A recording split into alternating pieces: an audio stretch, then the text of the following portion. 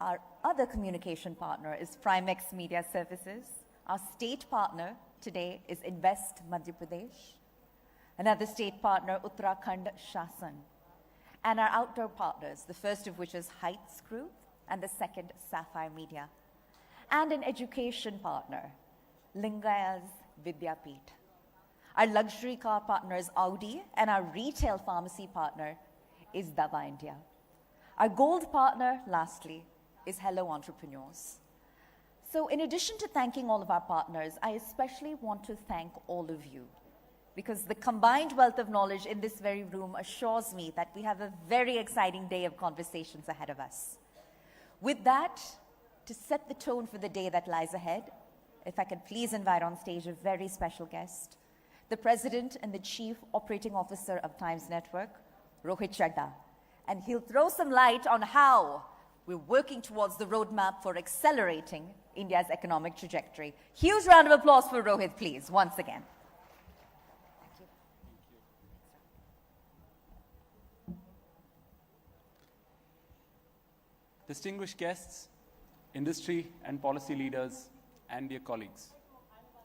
Welcome to the etnow.in Business Conclave and Awards, a celebration of India's economic renaissance. We gather today at an extraordinary inflection point in India's growth trajectory, one that speaks volumes about our nation's tenacity, ingenuity, and transformative spirit. At Times Network, we have embraced our role as a digital pioneer. Through our platforms, timesnow.in, etnow.in, Times Now Bharat, Digit, Times Drive, Zoom, and more, we have cultivated a vibrant digital ecosystem reaching 150 million monthly users across 20 brands in 8 languages with over 2 billion monthly video views.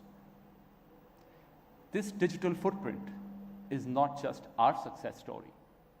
It is a microcosm of India's digital prowess.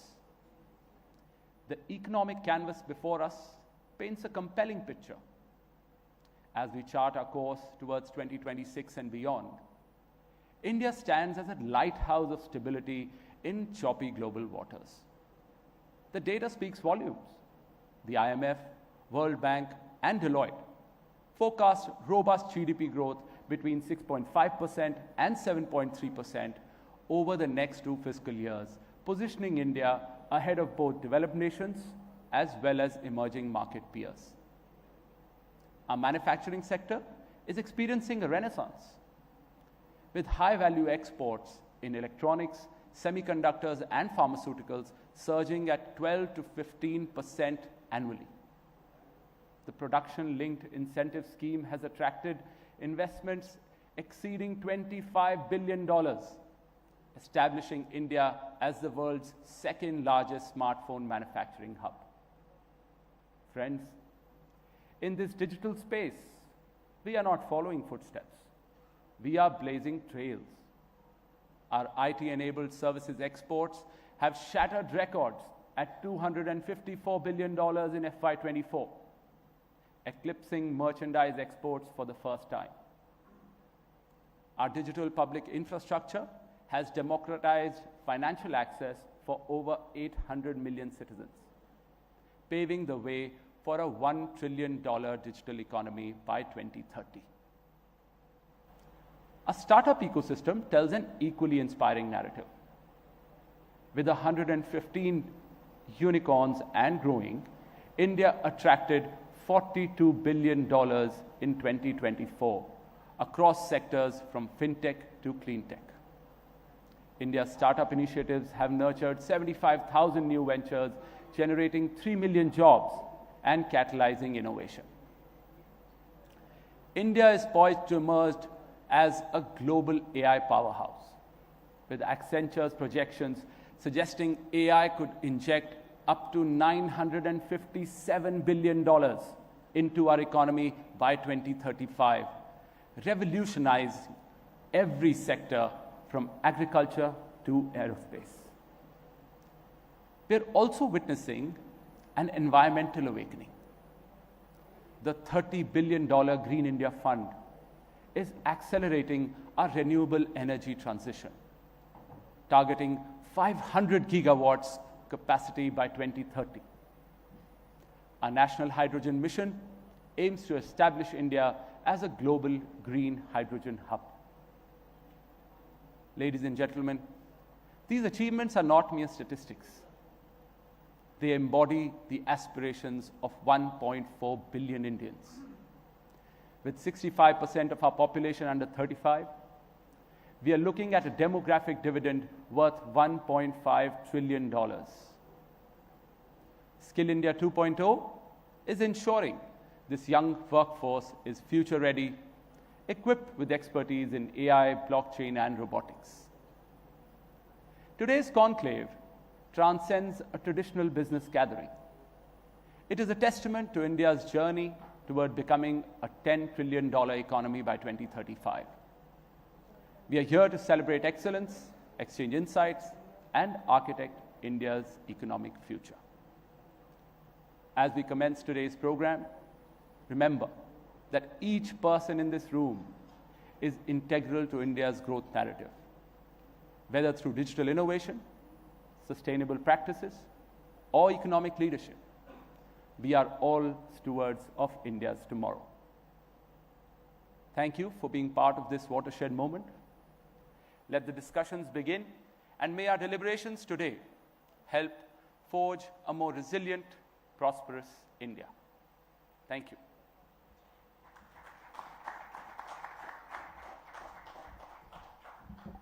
Thank you, Rohit, for setting the tone and for that context setting. Obviously, a very exciting agenda lies ahead of us.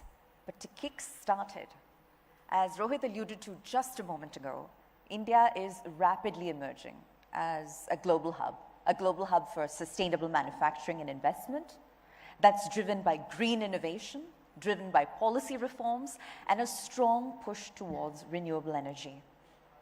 So with its focus on ESG-driven growth, circular economy models, and digital transformation, India is poised to lead the world with its competitive industrial development. And to discuss this, we have an incredibly interesting panel discussion for you next on India's competitiveness in global sustainability, manufacturing, and investment. And to moderate this session, if I could please invite on stage Prashant Singh, the editor with etnow.in and etnowswadesh.in. If I could please have you on stage, sir. And joining him, a power-packed panel which includes Neeraj Sethi, Managing Director, Indo-Geozone Baker Hughes, Mr. Nitin Sudham, Founder and Managing Director, Spacewood, Siddhant Suri, Co-Founder, Urban Harvest and Deliver It, and Eklavya Chandra, Founder and CEO of Sathi.in. With that, let's have all of our distinguished panelists on stage, please. It promises to be a riveting discussion, ranging from across sectors and perspectives and backgrounds, and they'll all tap deep into their personal and professional journeys alike to offer what promises to be an incredibly unique perspective. So I encourage you all to listen in as we continue to set up here and as we do a bit more of a deep dive into our planned agenda for the day.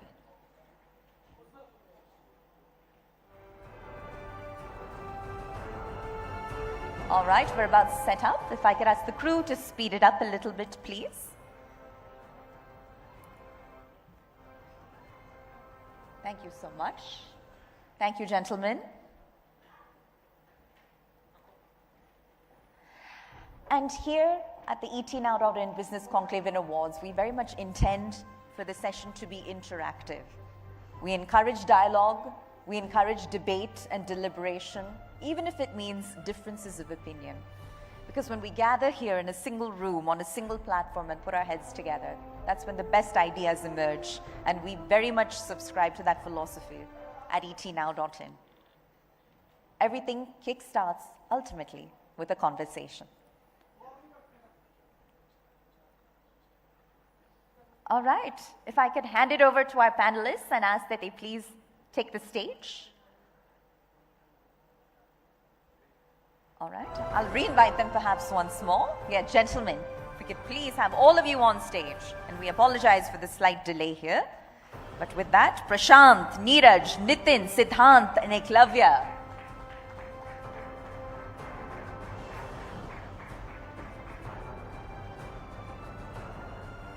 Thank you so much. And Prashant, with that, the floor is yours. Thank you so much. A warm welcome to all the panelists, audience, and everyone out here. So, since we are discussing India's competitiveness in global sustainable manufacturing and investment, so I think it's very apt time. This is India's decade. We are a growing economy, one of the fastest growing economy, and we have great missions, achievements to cite here. So I would like to begin with, first of all, that when we talk about manufacturing, there is a highly ambitious scheme by PM Narendra Modi, which is Make in India. So I would like to know from you guys, your learnings, your experiences, what are your experiences so far? What are the challenges? Do we need any kind of revision? What are the things we need to address in terms of Make in India campaign? You, please. Thank you, Prashant, and welcome to all the panelists as well. An honor to be here. So look, I will speak from the perspective of Baker Hughes, and I'll just give a little bit of background. You know, we are an leading energy technology company. We play in the upstream as well as the industrial space. We are in India, as a business, we are working in every major oil and gas basin. Globally, as you may have heard of LNG, you know, a majority of the Western LNG supply works on refrigeration compressors manufactured by Baker Hughes. So we are a global player. From an India perspective, you know, we've got 2,900 people, out of which only about 900 people are engaged with the India business. Okay. The balance are serving our global markets. We've got 17 locations in India, including tier 2 cities such as Coimbatore, Kochi. Of course, we also have major hubs in Bombay, Bangalore, Hyderabad, and you can go to any corner of the country, like you can go to Barmer or you can go to Silchar, and you'll find Baker Hughes there. This is Baker Hughes India arm only? India serving the global market as well as the India business. All right, okay. What we are seeing beyond the India business, which is about, you know, $400 million business in India, we have an export business of about 450 million, including in-house manufacturing, but more significantly, an engineering center and a very strong and a growing global hub for supply chain. All right. So we are manufacturing our state-of-the-art equipment in India through a variety of suppliers which we have developed over the years, and that's, you know, about 400 million today. But the aspiration today with the global geopolitics going on is that this needs to go to about $1 billion by 2030. Okay. So we're very ambitious and very gung-ho about India, and we think that this is going to continue to have, you know, a 15 to 20% growth over the next few years. From a regulatory perspective, no complaints. I mean, you know, we are setting up huge bases and investing a lot in India. A slightly different perspective I'd like to give you is that, you know, it's not just about manufacturing in India. I think we also need to focus on design and engineering in India. Today, India as a hub for engineering, of course, digital also, we got our digital centers actually in Kochi. Now we've got 400 people in Kochi in our digital center. But beyond that, in Bangalore, for example, today, a very qualified 12-year-old engineer in India, you know, who can basically design a turbine for any customer around the world is about $28 an hour. That's about half of what you'd get in China. So we are highly competitive on certain space with the skill sets and the engineering expertise and the communication capabilities that we have across to be able to communicate with the rest of the world is a huge advantage.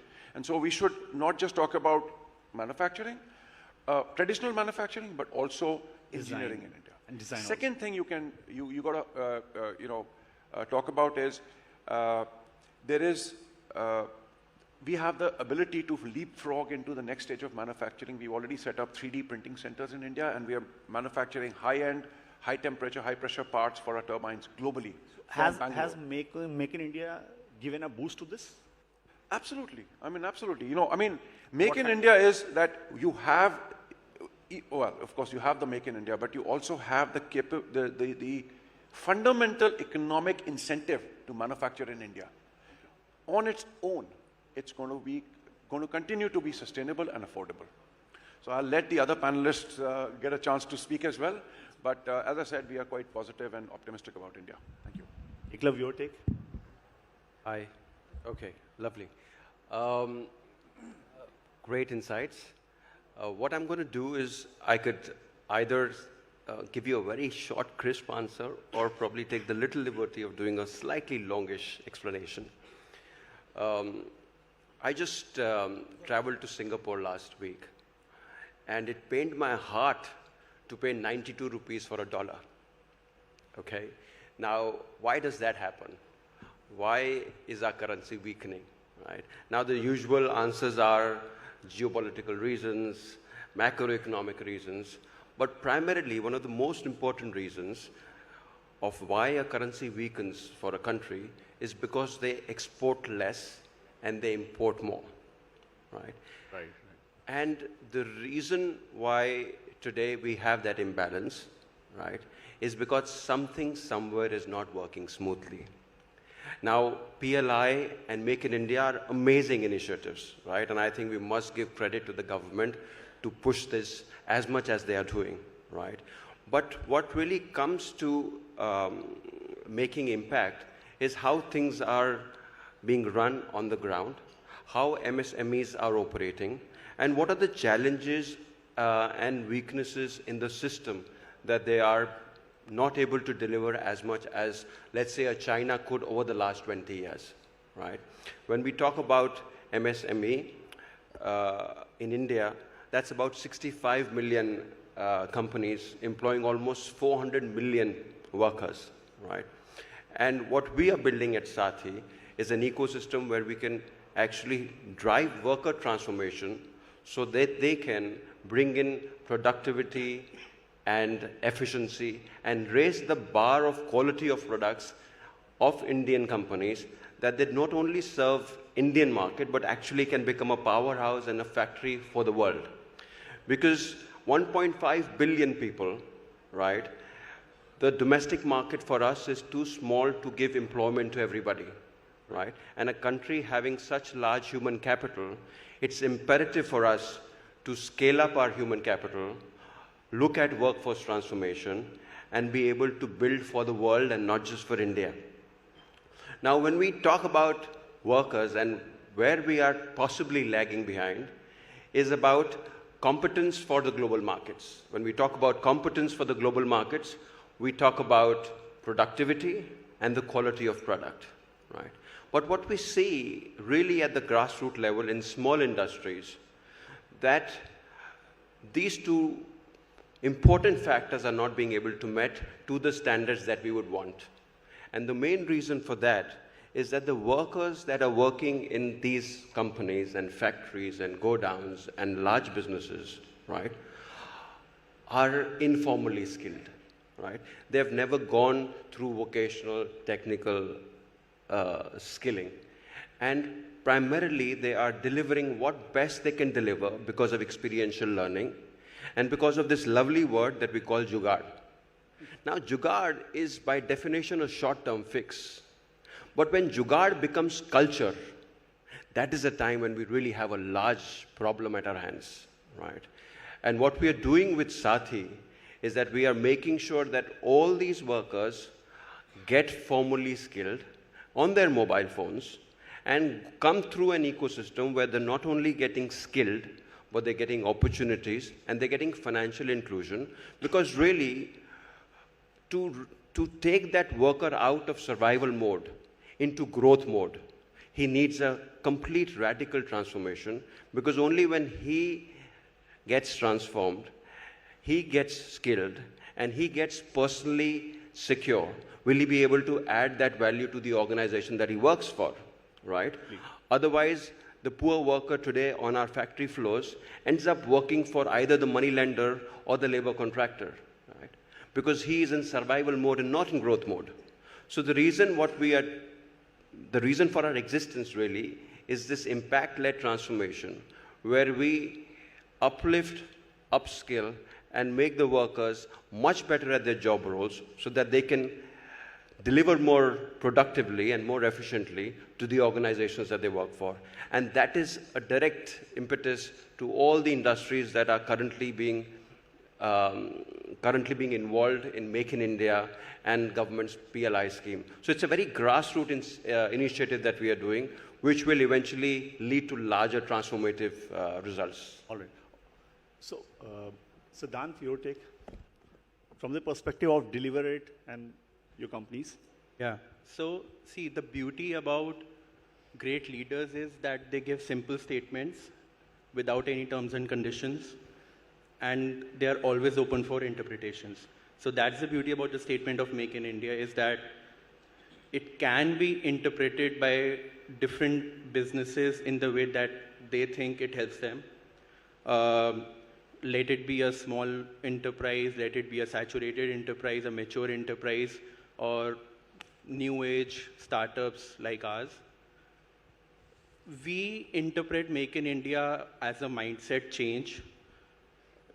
It is inevitable that a country becomes great when people start making something of themselves. Let it be economic growth, let it be personal growth, or let it be growth in their way of thinking. So for us as an organization, Make in India has given birth to different thought processes within the organization, where we also promote that whatever you want to make of yourselves, our organization and the platform that we provide enables you to do that. So let it be you want to innovate something, let it be you want to make your life a better life, you can come work with us, and together we can make it a possibility. So even in our businesses, that we think that a restaurant or I would say a catering company, they want to grow, but there are some bottlenecks that stop them. So that's where we come in. With the human capital that we have and with the mindset that we culture within the organization, is that you need to go to a customer and just let them empower themselves, enable themselves to run the businesses more smoothly. So for us, always, Make in India is just simply a mindset that enables everyone around us to be what they truly want to be, and nothing is going to stop them because the country is standing by them. All right. Did you take from the perspective of Spacewood?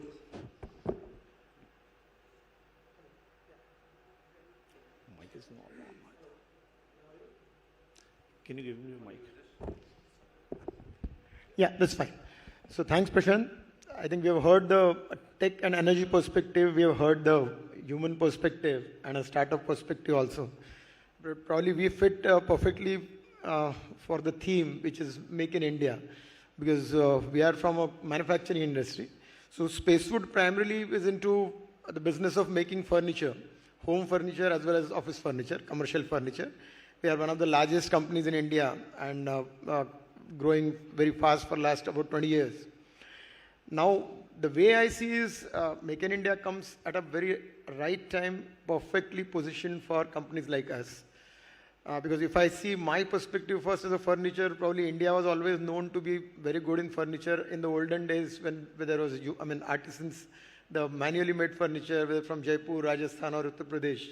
But probably we lost the edge after modernization, after things started becoming more industrialized. And all this furniture was taken over by the panel industry, which is supposed to be furniture made with machines. And that's where probably India lost edge. But then I think last couple of years, there has been huge impact after Make in India and probably government's initiatives earlier, like even GST. Because for furniture industry, logistics matters a lot because you are supplying across the country. And in a simple state border restrictions and different taxations. So even a change like GST, which happened a couple of years back, made a huge impact. And now what's happening is the new initiatives which are coming in form of incentives, PLI incentives. There are PLIs for making furniture hubs. You have a lot of ancillary industry. Typically learning from the experience of China, what government has also said is unless you develop infrastructure of allied industries, then only probably the industry can really flourish. And that's what is being targeted now. So that's happening in India. For especially medium and small scale industries, the limits are being raised. There are really very, very good schemes. I mean, those who want to genuinely work towards it, I think the schemes are excellent. Yes, financially, probably there can be something more done, but those who have done good business, I think there are enough investors who are coming forward to help the industry. So all in all, I think it's a very golden time. And like Eklo rightly said, I mean, why the country is going through currency problems is because if you are going to make less and import more, obviously we're going to have problems. But now I think there is a substantial change in Make in India. We have been able to almost make at par world products. Probably government is also helping in terms of establishing quality standards through BIS schemes, whereby the import of probably low cost and low quality furniture is going to be arrested. So I think all in all, there is a very good times, and for the industry who wants to genuinely make an impact, I think this is absolutely right time. So I am very bullish on Make in India program, and I think we are going absolutely right in terms of the schemes. So bullish on Make in India program, that's the key takeaway. So with this, when we talk about Make in India as a manufacturing hub, over the recent years, have you noticed any changes when we say that ease in doing business? Since you represent a global perspective at Baker Hughes, so what is your take on this?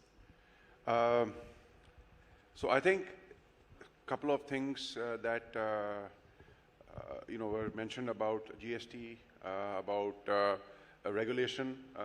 I think those things have helped a great deal. The other thing from our perspective, right, is that there is a lot of focus on recognizing what we have and recognizing what we don't have. You know, in order to enable the Indian, and I don't want to spend too much time, but maybe, there'll be other aspects of it. One aspect I want to highlight is that there are a couple of things that are really good about India. One is that for heavy industries and for technology-focused companies, and I don't mean just digital technology, there is a very good ecosystem of public sector enterprises in India.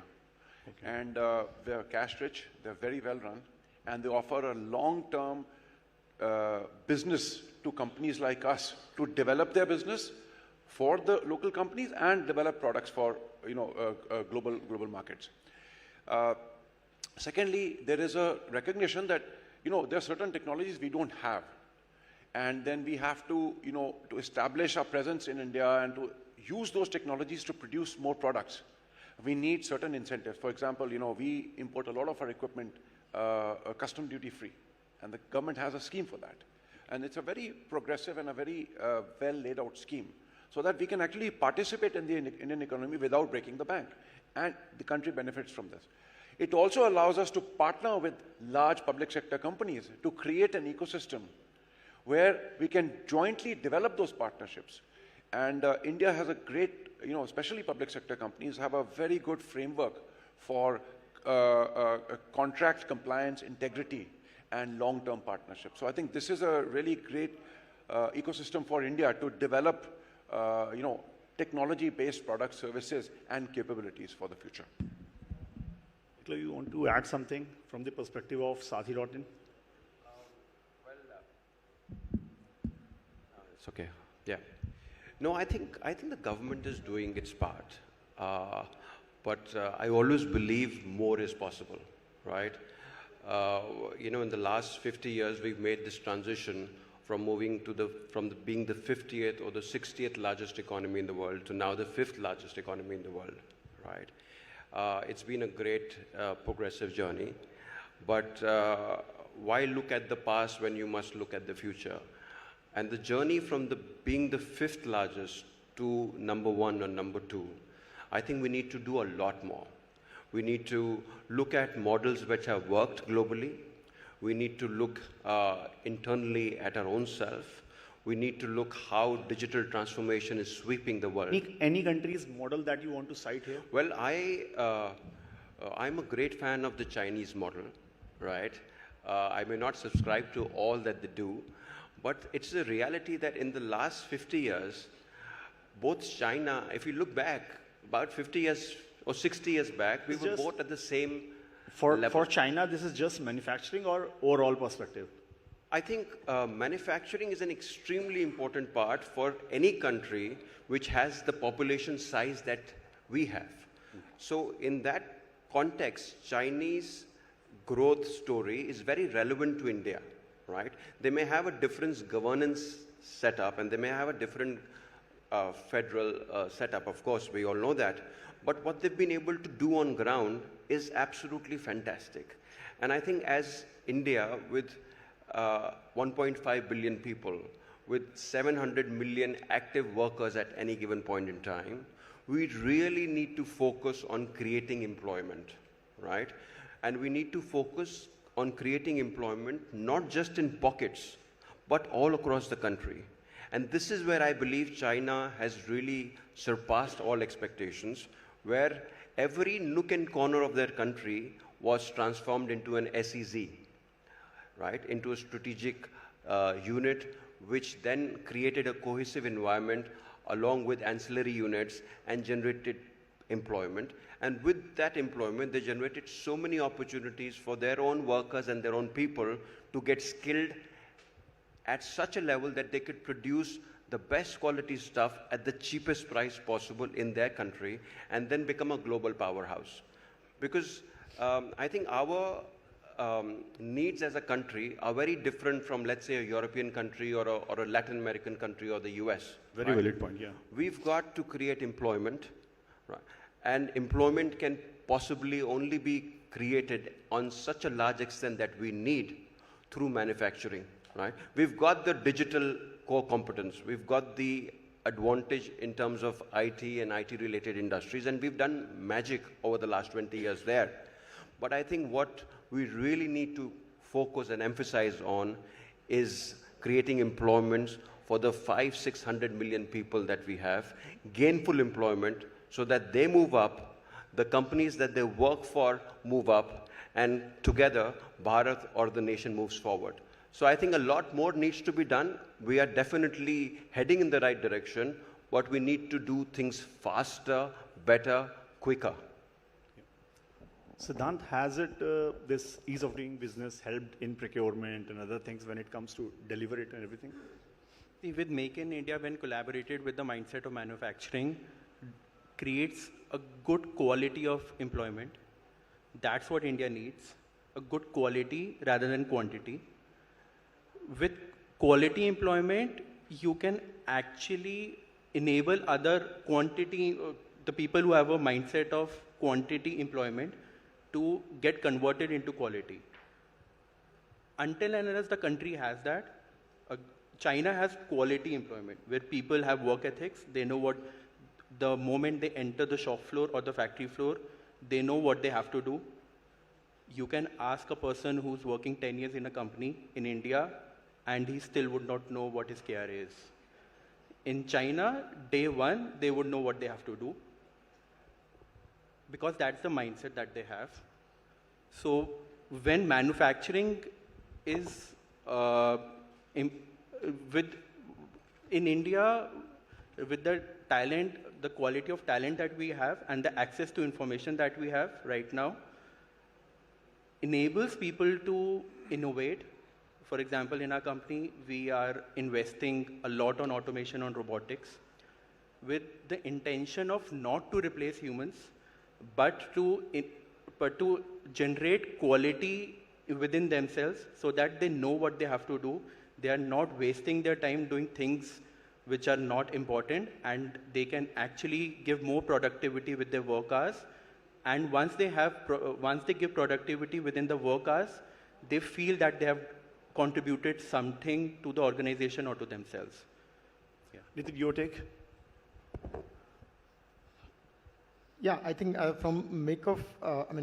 ease of make in India or business, I see two perspectives. One, if you really see last few decades, West maintained their dominance on probably technology and maybe IP protection rights, and they left manufacturing to so-called third world, Asian countries and yeah. But now they are realizing partly the mistake. Probably the manufacturing powerhouses are becoming now economically much more sound, and that's why now West wants to again bring back manufacturing. Probably we are at the center stage. We are a right combination of technology, manpower. Probably down the line few years, India is going to enjoy the best demography in the world because the kind of population that we have. Because for whatever good bad reason, we didn't have population control. But probably today we have the best of the working force in the country available, which in another 20 years is going to be the most important country in the world, having the best suited talent for manufacturing. So now all we need to do is take these advantages to the right. And I think what we have now, India journey has started, is on a perfect time now. If we do our acts right now, if we leverage our IT, the proficiency which Indian engineers have in IT, and the manufacturing which has started emerging now, and the demographic population that we have, so if we make right use of it, and to add to the catalyst, the schemes which are being offered by the country, probably we are going to be one of the best suited country in the world to leverage this environment now. That's what I perfectly feel. All right, so we discussed Make in India, ease of doing business. Now time is telling me that time is up. We are already running short of time. It's already out. So just one line, India as a global investment destination, top challenge we need to address. One line statement from everyone as a closing. Accelerate execution on the ground. Our aspirations are phenomenal. All we need to do is accelerate execution on the ground. Accelerate execution on the ground. Your take, please.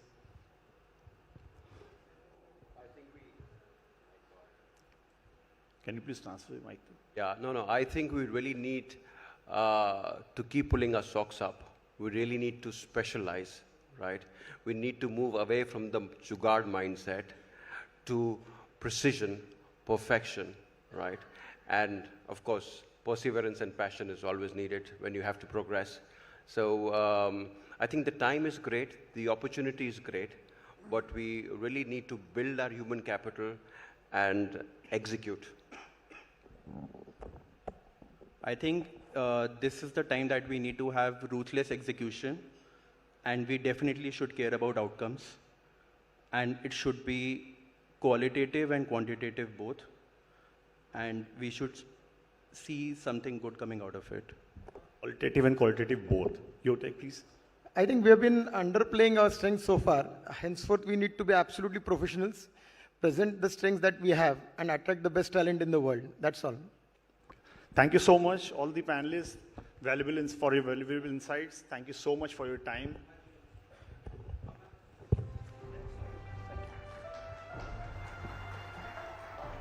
Thank you, gentlemen. And Prashant, I ask that you please join us in offering a token of appreciation to all of our panelists as our symbol of gratitude for being here, for sharing your insights. Such a rich range of takeaways have emerged from this conversation. All right, if we could have the mementos, please, for each of our panelists to mark the moment and celebrate the occasion.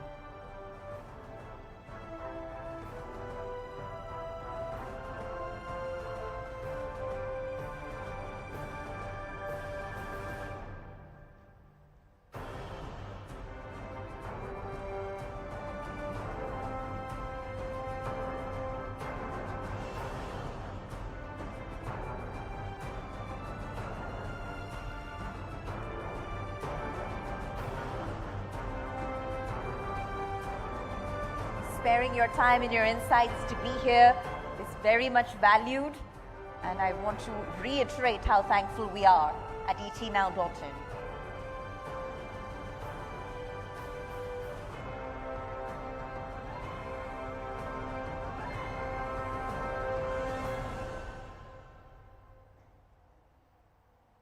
Thank you once again, gentlemen. Prashant, Neeraj, Nitin, Siddhant, and Eklavya. Thank you so much for making it a fantastic one. All right, and now we'll move on Ladies and gentlemen, we have with us a very distinguished guest. Without further ado, Dr. Jitendra Singh, he's the Union Minister of State, Science and Technology, Earth Sciences. He's the Minister of State, Prime Minister Office, Atomic Energy and Space. He truly needs no introduction, but we're extremely privileged to have him give us a special fireside chat about why space economy is vital to the $5 trillion goal of ours. It's a riveting topic. It's one that is sometimes misunderstood. But today, we're fortunate enough to be joined by the man who will demystify and separate fact from fiction as to the journey that lies ahead.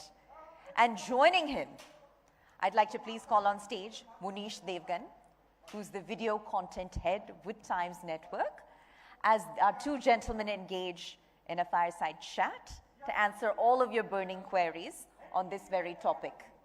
All right. So, ladies and gentlemen, with that, let's sort out our setup very quickly, please, so we can have our two gentlemen on stage that the audience is waiting to hear from. All right, and with that, ladies and gentlemen, I believe that we're ready. We're ready to dive right into the next session. We appreciate your continued patience. So with that, Dr. Jitendra Singh is in the house. Once more, ladies and gentlemen, huge round of applause. Kindly have you on stage, sir. And joining him, Munish Devgan.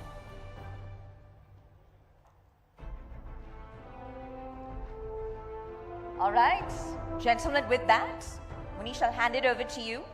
And the floor is yours.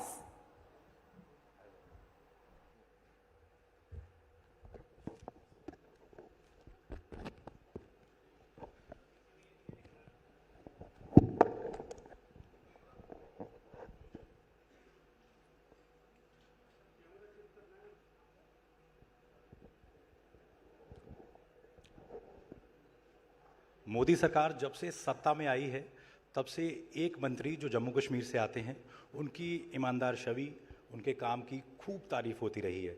आज हमारे साथ मौजूद हैं doctor Jitendra Singh, जो जम्मू कश्मीर से सांसद भी हैं, और हमसे बात करेंगे कि कैसे अगले 10 सालों में भारत, जो विकसित भारत का सपना है प्रधानमंत्री मोदी का, कैसे भारत विकसित हो सकता है, क्योंकि इनके पास बहुत अहम मंत्रालयों की जिम्मेदारी भी है। इनसे जानते हैं स्पेस इकोनॉमी, जैसे इसरो जो कर रहा है दुनिया में, सारी दुनिया हैरान होती रही है, सरप्राइज होती है इसरो से।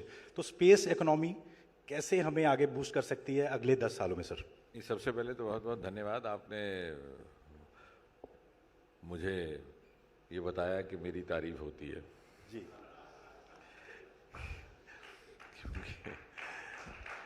क्योंकि राजनीति में ये इतनी सी बात भी सुनने को कई बार बहुत दुर्लभ समझा जाता है। But having said that, thank you very much to be part of this, and I'm glad that I have been regularly part of the economy conclave organized by ET. अब आपने स्पेस इकोनॉमी की बात की, तो जाहिर है जब हम बात करते हैं कि विकसित भारत की या उसकी कल्पना की कि हम उस शिखर पटल पर पहुंचेंगे या 10 ट्रिलियन इकोनॉमी होंगे, तो I think what a good student of economy or maybe a good student of science needs to ask himself or herself is, where will the value addition come from? यदि मैं आपसे कह दूं कि आज मेरी जेब में 10 रुपए हैं, किसी का आप कल देख लीजिएगा मेरी जेब टटोल के उसमें 10 करोड़ होंगे, तो स्वाभाविक आप पूछेंगे कि आपको कोई डाका लगाएंगे या कोई गबन करेंगे, भले कहाँ से आएगा। So that is something, I mean, it sounds good saying that we will be 10 trillion, but, and of course we will be. Sometimes I feel we may be there even before 2047. But how is that going to happen? That is something that's not deeply dwelt into. वो होगा उन sectors के माध्यम से जो इतने सारे वर्षों में 60-70 वर्ष ना पूरी तरह तराशे गए ना तलाशे गए। Because India has a huge natural resource. जो सेक्टर्स अंडर एक्सप्लोर्ड रहे या अनएक्सप्लोर्ड रहे, उसमें से एक है हमारा स्पेस सेक्टर, हमारा डीप सी, 7,500 किलोमीटर हमारा समुद्र तट है, one of the longest in the world, and only country which has an ocean called Indian Ocean, named after it. Bengal, Orissa से लेकर महाराष्ट्र तक। और तीसरा हमारे हिमालयाज़, 3-4 राज्य हमारे हिमालयाज़ में बसते हैं, अरोमा, पर्पल रेवोल्यूशन, ये सारी बातें वहाँ से ही जन्मी। तो इन सेक्टर्स की तरफ पूरी तरह से तवज्जो नहीं दी गई पिछली सरकारों के द्वारा, कारण चाहे कुछ भी रहे हो, उनकी प्राथमिकता में नहीं रहे। अब जहाँ तक हम स्पेस की बात करें, क्योंकि आज मकसूद साहब ने स्पेस का ही कहा है, तो हमारे पास we never had dearth of talent और डर्थ ऑफ पोटेंशियल। प्रतिभा भी थी, योग्यता भी थी, काबिलियत भी था, मेहनत करने का मादा भी था, आंखों में सपने भी थे, दिल में अरमान भी थे। आप देखिए पुरानी तस्वीरें आर्काइव्स में, सारा भाई अपना सामान बाईसाइकिल पर लेकर के चलते थे। तो उसका अर्थ ये हुआ कि साधनों का अभाव था। तो जो अनुकूलता नीति निर्धारकों के द्वारा या राजनीतिक नेतृत्व के ओर से अपेक्षित होती है, उसमें अभाव था। उसके भी कोई भी कारण नहीं होंगे। And therefore the turning point was 2014, Modi ji के आने के बाद। और वो कैसे हुआ? I think that's a case study we must understand, because the rest of the world is actually trying to understand how it's happened. There's a quantum jump in the last few years.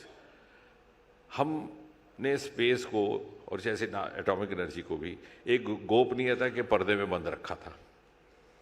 अगर कोई श्रीहरिकोटा के फाटक को झांक लेता तो उसकी report हो जाती पुलिस में। और जब मैं पहली बार गया तो वहाँ पे हमारे मित्र ही थे डॉक्टर राधाकृष्णन, जिनको फादर ऑफ मंगलयान कहते, तो वो मुझे रात को कहने लगे कि मैं आपको डॉक्टर साहब एक ऐसे स्थान पर ले जाऊंगा जहाँ पे मेरे साइंटिस्ट भी नहीं जा सकते, एब्सोल्युटली फॉरबिडन। क्योंकि सुबह वहाँ एक लॉन्चिंग होने वाली थी 4 बजे, तो वो 12 बजे के करीब ले गए। तो मैंने उनसे कहा, मैंने कहा Radha, I made a principle to try to learn one new thing every day. What I learn tonight is that to reach this spot, either one has to be as eminent a scientist as you are or as जुगाड़ू as I am to accompany you. लेकिन फिर मैंने कहा कि इसकी वजह क्या है, इसका कारण है। बोले नहीं साहब, ये रिवायत है, ये डिपार्टमेंट्स बड़े कॉन्फिडेंशियल होते हैं। बट विल यू बिलीव, जब ये बात पीएम मोदी के आगे रखी गई, ही अलाउड अस टू ओपन, और the space very famously reported, the media very famously reported, the space is unlocked by prime minister Modi. आज आलम यह है कि कोई भी लॉन्चिंग होती है, 5, 6, 10 हज़ार वहाँ दर्शक रहते हैं, स्पेक्टेटर्स जी, और 1500-1600 मीडिया वाले रहते हैं। यानी वो स्थान जो 4-5 बरस तक फॉरबिडन था, लोगों ने देखा तक नहीं था कि यहाँ क्या हो रहा है। और साथ ही साथ हमारे जो सुबह मॉर्निंग वॉकर्स हैं, जब गायबाना गप लगाते हैं तो वो हमारा मुकाबला करते थे नासा के साथ कि साहब वो देखिए वो कहाँ पहुँच गए, ये क्या कर रहे हैं। लेकिन वो ये भूल जाते थे, या उनको शायद बताया नहीं जाता था कि NASA never dependent on government, उनका most of the resource was not government. पहली बार प्रधानमंत्री मोदी ने हमें जब अनुमति दी, we opened it up to the private sector, और then the journey started just about 4-5 years back. और पहले ही साल जब ये नया स्पेस रिफॉर्म आया, प्राइवेट पार्टिसिपेशन को अलाउ कर दिया गया, तो पहले 7-8 महीने में ही 1000 करोड़ से अधिक निवेश हुआ प्राइवेट सेक्टर का। देखते ही देखते एफडीआई की भी अनुमति हो गई, और फिर एक स्ट्रक्चर्ड तरीके के साथ इसको प्राइवेट के साथ जोड़ा गया। उदाहरण के तौर पर सबसे पहले NSIL नाम की एक PSU बनाई गई, new national space India limited. उसके बाद उसको प्राइवेट कंपनियों के साथ किस तरह से जोड़ना है, उसके लिए एक इन स्पेस का इंटरफेस बनाया गया जो कोलैबोरेशंस फैसिलिटेट करता था। और उसके बाद space reforms and space policy. और अब ये आलम है कि हज़ारों करोड़ों की संख्या में वहाँ पर निवेश हो रहा है, एफडीआई भी हो रहा है, और भिन्न भिन्न प्राइवेट सेक्टर से। हमारे जो पहले जनरेशन के स्टार्टअप्स थे वो तो अब बड़े एंटरप्रेन्योर्स बन गए। एक ने हैदराबाद एयरपोर्ट के बहुत नज़दीक ही प्राइवेट रॉकेट की फैक्ट्री खोली है, और उसका नतीजा ये हुआ कि हमारी space economy which was almost dismal is today $8 billion, and the manner in which it is progressing, the future projection reflects that in another 7-8 years it will go 5 times, almost $44 billion, which in other words means that the next 1 decade or a half space economy is going to be an important component of India's future growth story. तो ये तब होने लगा कि पहली बार हमने वही strategies follow की जो दुनिया के बाकी विकसित देश करते. So now we are following the same strategies, the global strategy. We are also trying to meet the global benchmarks, because if you have to compete globally and you have to excel and reach that global pedestal, you have to follow the global parameters. वो पहली बार अब हुआ. अब हम सरकार के दायरे से बाहर निकल करके खुले फिजा में जैसे बाकी लोग कर रहे, और जब वो हमने किया तो हमारी प्रतिभा सामने आई. अब उसके छोटी सी मिसाल आपको ये देता हूँ कि इसरो की स्थापना सन 1969 में हुई थी. और अगर आप तो पत्रकारिता से जुड़े, अगर आप पिछले आर्काइव्स में जाएं तो न्यूज़पेपर्स में जो सबसे प्रमुख समाचार रहेगा उस साल का वो ये रहेगा कि अमेरिका ने पहला मानव चांद की धरती पर उतारा था, नील आर्मस्ट्रॉन्ग, जिसका वो बड़ा विख्यात वो हुआ स्टेटमेंट के 1 small step for man, giant step for Mankind. और उस साल इसरो का जन्म हो रहा था. लेकिन आज इन स्पेस रिफॉर्म्स के आने के बाद, unlocking of the space sector के बाद, प्राइवेट सेक्टर को पूरी तरह से शामिल कर लेने के बाद स्थिति ये है कि चांद के साउथ पोल पर हम बाकी सबसे पहले पहुंच गए.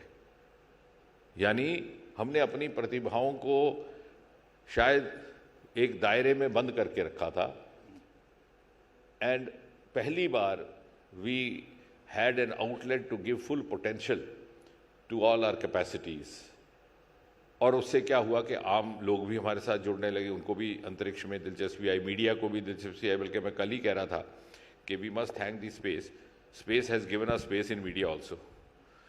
नहीं तो विज्ञान के साथ संबंधित विषयों की कभी चर्चा नहीं रहती थी मेन स्ट्रीम मीडिया में. ज़्यादा यही रहता कि फलां ने आपको गाली दी है तो आपको कैसा लगता है. तो फिर मैं भी टू कट शादी स्टोरी कहता हूँ, मुझे बड़ा अच्छा लगा उनकी गाली, क्योंकि अगर मैं गाली का जवाब गाली दूंगा तो रात को 9 बजे तक वो डिबेट चलती रहेगी. तो कहने का तात्पर्य, तो पहली बार स्पेस ने इतनी मास इंटरेस्ट, क्यूरियोसिटी जनरेट की है.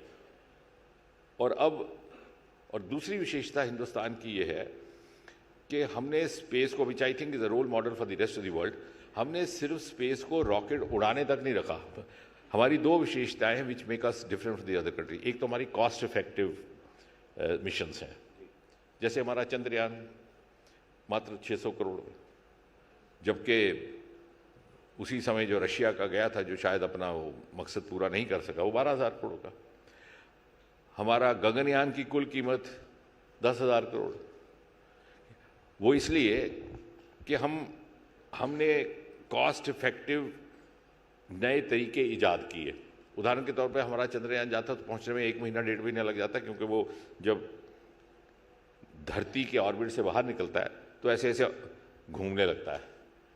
और जो धरती की ग्रेविटी है उसी के जोर से, जैसे आप पुराने ज़माने में जब बड़ी मुश्किल से, हमने भी पहली बार सेकेंड हैंड गाड़ी खरीदी थी, तो रहता था कि जहाँ पेट्रोल बच जाए तो ढलान आए तो न्यूट्रल लगा देते थे. तो ये न्यूट्रल चलता है, ऐसे ऐसे ऐसे ऐसे ऐसे ऐसे करता. फिर जब बाहर आ जाता है तो फिर ऐसे झटके के साथ वो चला जाता है मून के ऑर्बिट में, और वो हमारे पैसे भी बचाते हैं. So we have evolved cost effective means of, एक तो वो, so we are not proving to be a great liability on the state actual. दूसरा, हमने उसको केवल रॉकेट लॉन्च तक ही सीमित या महदूद नहीं रखा, हमने उसको दूसरे सेक्टर्स में यूज़ किया. वो भी एक रोल मॉडल है. हमारा ये स्वामित्व कार्यक्रम है जो जिसकी मिसाल अब दुनिया भर में दी जाती है, जो mapping of farms, land, drone के माध्यम से, सैटेलाइट के माध्यम से, आपको रेवेन्यू ऑफिसर के पास जाने की ज़रूरत ही नहीं है. जो सिटीजन सेंट्रिक गवर्नेंस कहती है, उसकी एक बड़ी उम्दा मिसाल है. खुद ही आप अपनी मैपिंग करें. वो भी स्पेस, आपकी एग्रीकल्चर में सॉयल हेल्थ कार्ड्स, आपकी डिफेंस में तो है ही है, बॉर्डर मॉनिटरिंग, बॉर्डर सर्वेलेंस. इसी प्रकार हेल्थ में बहुत बड़ी मात्रा में, और आपके जितने भी दूसरे सेक्टर्स हैं, लगभग I think space has now entered, space technology has entered virtually every Indian household. Communication में हमारा एक set of satellites is dedicated to communication. ये जो आपका सब चल रहा है ताम झाम, इसमें भी कहीं ना कहीं, ज़्यादा नहीं तो कम से कम थोड़ा बहुत रोल स्पेस टेक्नोलॉजी का भी है, और डिपार्टमेंट ऑफ स्पेस का, इसरो का भी है, because ISRO is also now catering to number of television channels offering their services. Navigation satellites हैं हमारे, जो डिज़ास्टर को जो और स्थानों पे जहाँ पे नेविगेशन करते हैं उसकी करते हैं। अर्थ ऑब्जर्वेटरी सैटेलाइट्स हमारे अलग हैं जो ऊपर बैठ करके धरती के भिन्न भिन्न भौगोलिक परिस्थितियों की जांच। तो we have actually diversified for the ease of living of the person as well. केवल of course sending up a rocket sounds very romantic, but we have also virtually penetrated to make the life easy for a common citizen. चूंकि मंत्री जी आप जम्मू कश्मीर से आते हैं और बात की जा रही है कि भारत अगले कुछ और एक मैं इसमें बात जोड़ दूं जम्मू कश्मीर जाने से पहले, क्योंकि अभी हम अंतरिक्ष में ही अटके हुए हैं, कि एक बात बहुत कम कही जाती है कि जब हम ये कहते हैं कि ये टर्निंग पॉइंट 2014 है, तो वो इसी से प्रमाणित होता है कि एक कॉन्शियस तरीके से प्रधानमंत्री के द्वारा व्यक्तिगत इसमें दिलचस्पी ली गई। हमारा बजट बड़ा सीमित रहा करता था सरकार की ओर से। एक तो ऑफ कोर्स हमने अब प्राइवेट सेक्टर से खोल दिया तो हमारा पूल बहुत बढ़ा गया, कई गुना बढ़ गया और इतना भारी मात्रा में। लेकिन सरकारी बजट हमारा, उदाहरण के तौर पर, क्योंकि आजकल ज़माना है तर्क तथ्य और तुलना का, 2013-14 में जब पिछली सरकार गई है तो हमारा बजट स्पेस का था मात्र 5,000 crore, 5,615 crore to be precise.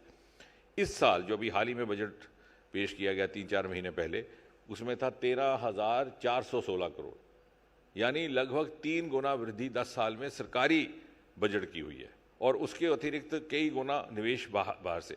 तो ये there has been a very conscious enabling effort in making this happen.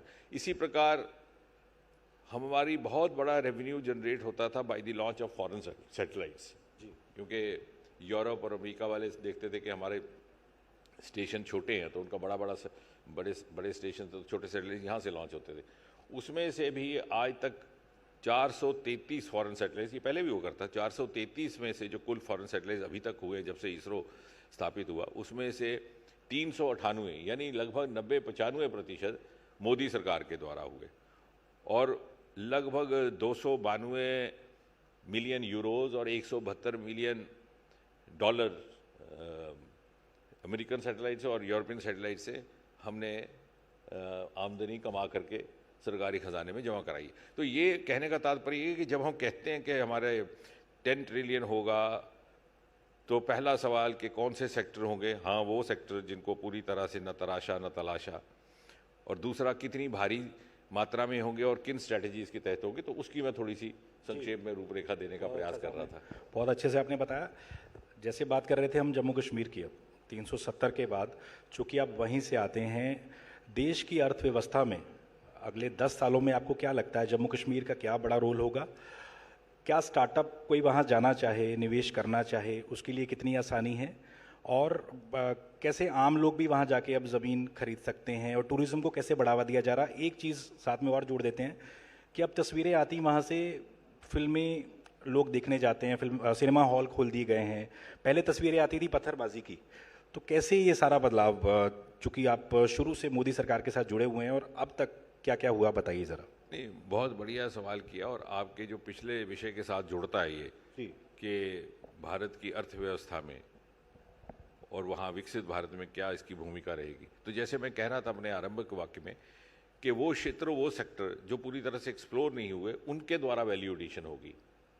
बाकी बहुत सारे राज्य ऐसे हैं जो सैचुरेशन पॉइंट तक पहुँच गए, लेकिन ये जो हमारे हिमालयन राज्य हैं, जिसमें जम्मू कश्मीर भी है, अरुणाचल भी है, उत्तराखंड है, हिमाचल प्रदेश है, इनके जो आवार सोर्सेज हैं उनको कभी नहीं तलाशा गया, वो पहली बार होने लगा। अब उसका सबसे बड़ा नुमाया उदाहरण, चूँकि आपने स्टार्टअप्स की बात की है, एक तो हमारे दिमाग में ये बात धर कर गई थी कि स्टार्टअप का मतलब केवल आईटी होता है, क्योंकि कॉन्सेप्ट बाहर से आया, बेंगलोर में लैंड हुआ, that was an IT city. हमने कहा आईटी होना चाहिए, पीएचडी होना चाहिए, कंप्यूटर वाला होना चाहिए। वो भ्रम भी जाता रहा इन्हीं हिमालयन राज्यों से, और जम्मू कश्मीर ने देश को एक नया कॉन्सेप्ट, एक नई कल्पना दी एग्री स्टार्टअप्स की, लेवेंडर स्टार्टअप्स की, और पर्पल रेवोल्यूशन, बैंगनी क्रांति, जिसका जिक्र देश भर में किया जा रहा है। मोदी जी ने मन की बात में बड़ी विस्तृत उसकी चर्चा की। पिछले बरस 2024 में गणतंत्र दिवस के अवसर पर कर्तव्य पथ पर उसकी झांकी भी रही। लगभग 3000 स्टार्टअप देखते ही देखते 2-3 साल में जुड़ चले हैं, और हमारे मंत्रालय ने 2018-19 में अरोमा मिशन प्रारंभ किया था। अब ये अरोमा मिशन से जो इकॉनमी जनरेट हो रही है, जो रोज़गार जनरेट हो रही है, ये वैल्यू एडिशन कर रही है, क्योंकि ये सेक्टर वहाँ नहीं, और ये सेक्टर सारा इन राज्यों में बसता है जो हिमालय की गोद में रहते हैं। तो ये इसकी रहेगी। दूसरा, टूरिज़्म, आपने ठीक कहा कि लंबा एक दौर चला आतंक का, जिससे 25-30 वर्ष, लेकिन उसमें एक बहुत संतोषजनक बात यह है कि मैं तब भी कहा करता था कुछ साल पहले भी कि जो आम व्यक्ति है, आम नागरिक है कश्मीर घाटी का, श्रीनगर के गली कूचों पे चलने वाला आम नागरिक, वो तब भी ये चाहता था कि अमन बहाल हो।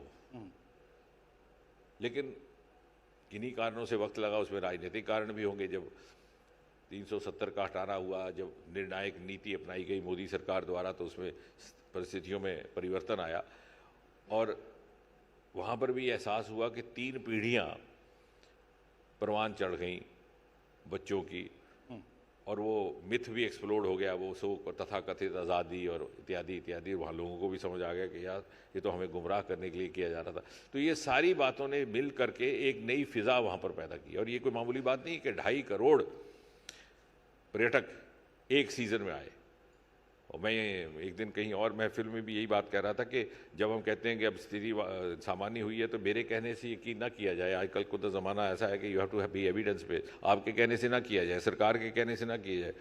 हमारा सबसे बड़ा प्रमाण पत्र टेस्टिमोनी है वो टूरिस्ट। अगर कोई व्यक्ति ये फैसला करता है कि इस साल की छुट्टियां मनाने उसने अपने परिवार को लेकर के कहीं कश्मीर जाना है, कहीं भी जाना है, तो वो ना आपकी बात पे एतबार करेगा, ना मेरी बात पर, ना मीडिया की। वो फ़ोन लगाएगा अपने किसी कुलीग को, किसी साथी को, किसी विभाग का आप लगाएंगे वहाँ, जो आपके इकोनॉमिक टाइम्स से जुड़े हुए आपके प्रतिनिधि होंगे, उनके साथ कोई टाइम्स ग्रुप के लोगों से, भैया ऐसा है, मेरे बच्चों को लेकर आना है, महफूज है कि नहीं। मीडिया वाले तो कह रहे हैं, सरकार वाले तो कहते हैं, वो मीडिया सरकार वाले तो कहते ही रहते हैं, और मीडिया वाले भी आजकल सरकार की बात करते हैं, लेकिन तुम बताओ असल क्या है। फिर वो जब कहेगा, तो आप जब बच्चे लेकर पहुँचेंगे, तो वो मेरे लिए सबसे बड़ी टेस्टिमोनी है। और वो हो रहा है, क्योंकि पिछले बरस क्या हुआ कि होम टूरिज़्म भी एग्जॉस्ट हो गया। हालांकि कश्मीर में रिवायती तौर पर होम टूरिज़्म का कॉन्सेप्ट नहीं था, नॉर्थ ईस्ट में था, मेघालय में था, क्योंकि यहाँ पर दूसरे विकल्प है, हाउस बोट में रहना, झील के किनारे रहना, तो इस पहाड़ों में ट्रैकिंग करनी। लेकिन इतना अधिक संख्या में टूरिस्ट आया, और 8, 10, 15, लगभग 30 वर्ष में कोई नया इंफ्रास्ट्रक्चर विकसित नहीं हो पाया था, नए होटल नहीं बन पाए थे।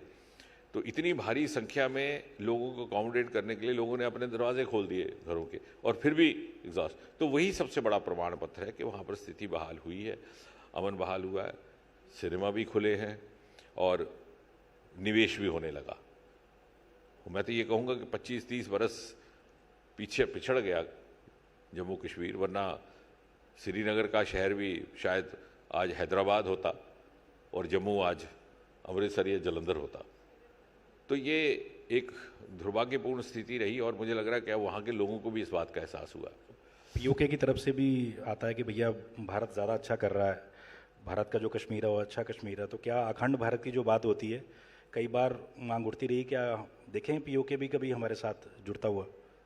नहीं, मैं एक्चुअली मेरी 11 साल में ये रही है खूबी कि मैं आउट ऑफ टर्न बोलता नहीं।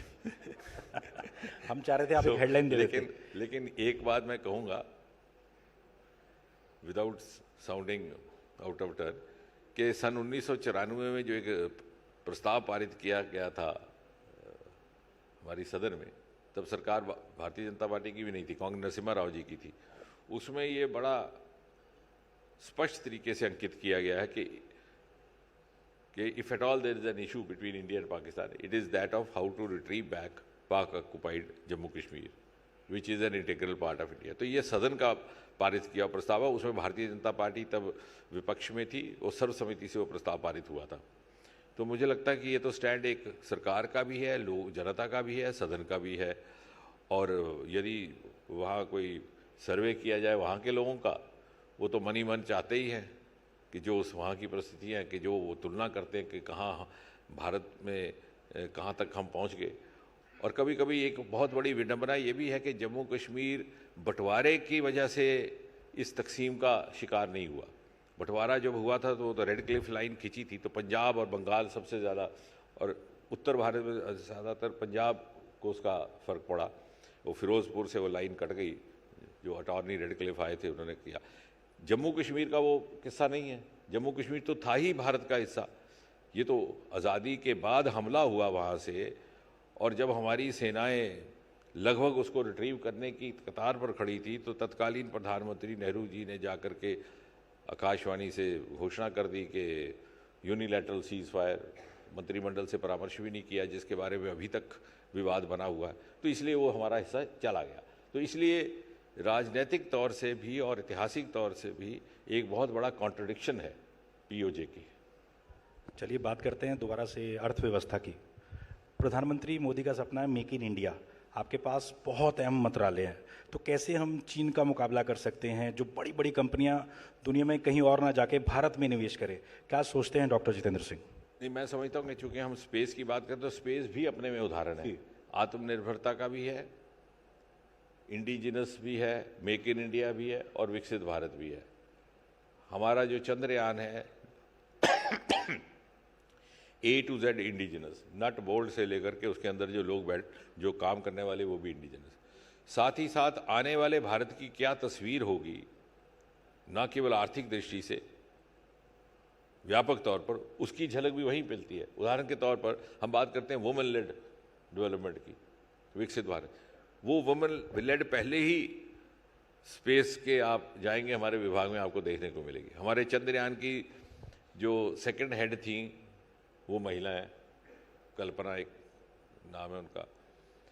हमारी जो आदित्य मिशन है जो दुनिया का तीसरा था, जो सूरज के रहस्यों की खोज करने गया हुआ सोलर मिशन, अब एक चौथा भी आया, तो उसकी तो हेड ही महिला है, निजार। और कोई ऐसी प्रोजेक्ट टीम नहीं है जिसमें बड़ी भारी संख्या में महिलाओं का योगदान या महिलाओं की शमूलियत ना रही हो। और अगर आप बात करते हैं, और अभी भी जो हमारे जितने भी गए, अभी जो स्पेडेक्स हमारा लेटेस्ट गया जिसमें डॉकिंग और अनडॉकिंग होने वाली, जिसमें वो जुड़ता है और फिर अलग से हो जाता है, कभी किसी ने कल्पना नहीं की थी कि भारत में इस तरह की क्षमता आ सकती है। आज वो स्थिति है कि दूसरे देश हमसे पूछ रहे हैं, और ना सिर्फ हम आत्मनिर्भर हैं, इंडिजिनस हैं, बल्कि दूसरे हम पर निर्भर करने की इच्छा व्यक्त कर रहे हैं। उसके मैं दो आपको छोटे से उदाहरण देता हूँ। पिछली बार जब प्रधानमंत्री मोदी डीसी गए थे, वाशिंगटन डीसी, तो राष्ट्रपति बाइडन थे वहाँ पे, तब वहाँ से भी ये पेशकश आई थी कि अगली बार जब इंटरनेशनल स्पेस स्टेशन पे जाया जाए तो भारत मूल का भी कोई व्यक्ति हो। और अब उसकी तैयारी हो गई है। हमारे ग्रुप कैप्टन शुक्ला उसके लिए प्रशिक्षित भी हैं और उनका लगभग नाम भी तय किया गया। इसी प्रकार अब की बार जब प्रधानमंत्री गए तो राष्ट्रपति ट्रम्प थे, तो वहाँ से ही बात आई कि नासा इसरो के साथ मिल करके एक एग्रीमेंट करेगा, बड़ा महत्वपूर्ण agreement for a wider collaboration. तो यानी कहने का तात्पर्य ये कि हम ना केवल आत्मनिर्भर इस सेक्टर में बनते जा रहे हैं, बल्कि दूसरों को लग रहा है कि बहुत सारा उनकी निर्भरता भी हमारे माध्यम से हो सकती है। तो एक बहुत लंबी, बहुत बड़ी छलांग लगी है इस सेक्टर में, और आने वाले समय में एक बहुत ही पूरी तरह से एक क्रांतिकारी तस्वीर बदलेगी। And India will lead, it will not follow. और आपके जैसे कम्युनिकेशन में ही जैसे मैंने कहा कि ये जो हमारा इंफॉर्मेशन के माध्यम है या मीडिया के माध्यम है, उसमें हमारा योगदान इस कदर है कि एक ज़माने में यहाँ पर टेलीविज़न पहुँचने में 15 साल लग जाते थे। यानी अमेरिका में 1950 के दशक में था, तो यहाँ तो आपके पास नया नया ट्रांजिस्टर आया था, और पहली बार आपने दिल्ली में चित्रहार देखा जाके 1970 में। अब ऐसा नहीं है। अब आपकी एंड ये this is all been contributed by space technology. हमारे इतने एफिशिएंट सर्विसेज हैं and totally developed within the country. अब कुछ भी बाहर से कहीं कहीं इक्का दुक्का कोई इंस्ट्रूमेंट्स वगैरह आ रहे हैं, वो अलग बात है, जितने वहाँ भी जा रहे हैं, लेकिन ये नहीं है कि हम उन पर निर्भर हैं, हम पूरी तरह आत्मनिर्भर हैं। तो आज डॉक्टर जितेंद्र सिंह केंद्रीय मंत्री हमसे जुड़े और उन्होंने बताया कि भारत कैसे अगले 10 सालों में बड़ी अर्थव्यवस्था दुनिया की बनेगी। जोरदार तालियों के साथ उनका हम लोग अभिनंदन करते हैं। मैं अंत में ये भी कह दूं कि जिस दिन, जैसा उस दिन मैंने कहा था, तो वो कुछ कहीं बाहर वालों को पसंद भी आई बात कि अगर हम पूरी तरह से एक्सप्लॉइट करें ये 3-4 सेक्टर्स हैं, हमारा स्पेस, हमारा डीप सी, हमारे हिमालयाज, तो हो सकता है हमें 2047 का भी इंतजार न करना पड़े। जी, विकसित भारत जो मोदी जी का सपना है। चलिए जोरदार तालियां एक बार फिर से। डॉक्टर जितेंद्र सिंह, शुक्रिया, हम आपके बहुत आभारी हैं सर, और हम चाहते हैं कि आप हमारे साथ कुछ पल और जुड़े रहें। मुनीश, शुक्रिया, आप वापस ऑडियंस में लौट आ सकते हैं। रोहित चड्डा को मैं स्टेज पे बुलाना चाहूंगी। After all, it is the etnow.in Business Conclave and Awards, and we have the first set of awards to present, ladies and gentlemen. और उसके लिए मैं चाहूंगी डॉक्टर सिंह आप हमारे साथ जुड़े रहें कुछ अवार्ड्स डिस्ट्रीब्यूट करने के लिए हमारे लकी विनर्स को। All right, so ladies and gentlemen, let's start with the first set of awards. And the first award is in the category Excellence in Sustainable Mobility Power. And the winner is Greaves Electric Mobility, ladies and gentlemen. Huge round of applause. They're an absolute pioneer, 16 years of experience in EV pioneering.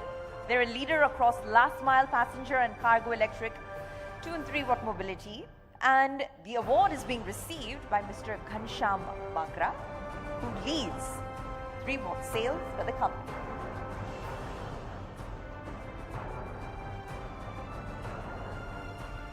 It's a tremendous honor. It's a privilege and to be recognized in front of your industry peers. Huge round of applause. Moving on. The award is for one of the fastest growing Indian brands in fire alarm and detection systems. And the winner is Gaurav Jain, CEO, No to Fire. If we could please have Gaurav Jain on stage, ladies and gentlemen. And No to Fire is an emerging brand revolutionizing the fire and safety domain with innovation, reliability, and excellence. Yes, let's please have the team kindly join us on stage in receiving the award. All right. Excellent.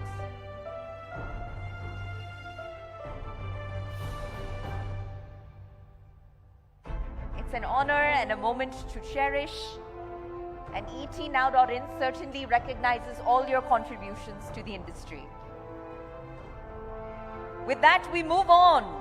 The next award title is Excellence in FinTech High Perform Incentive and Commission Management Software. And the winner is, ladies and gentlemen, Act 21 Software Private Limited. If you could kindly please have them on stage. And Pankaj Gupta, who is the founder and the CEO of Act 21 Software Private Limited, is absolutely revolutionizing incentive and commission management with high perform. We could please have them on stage. Thank you so much. Excellent. So please accept this award as our way of saluting you and all that you do for the industry.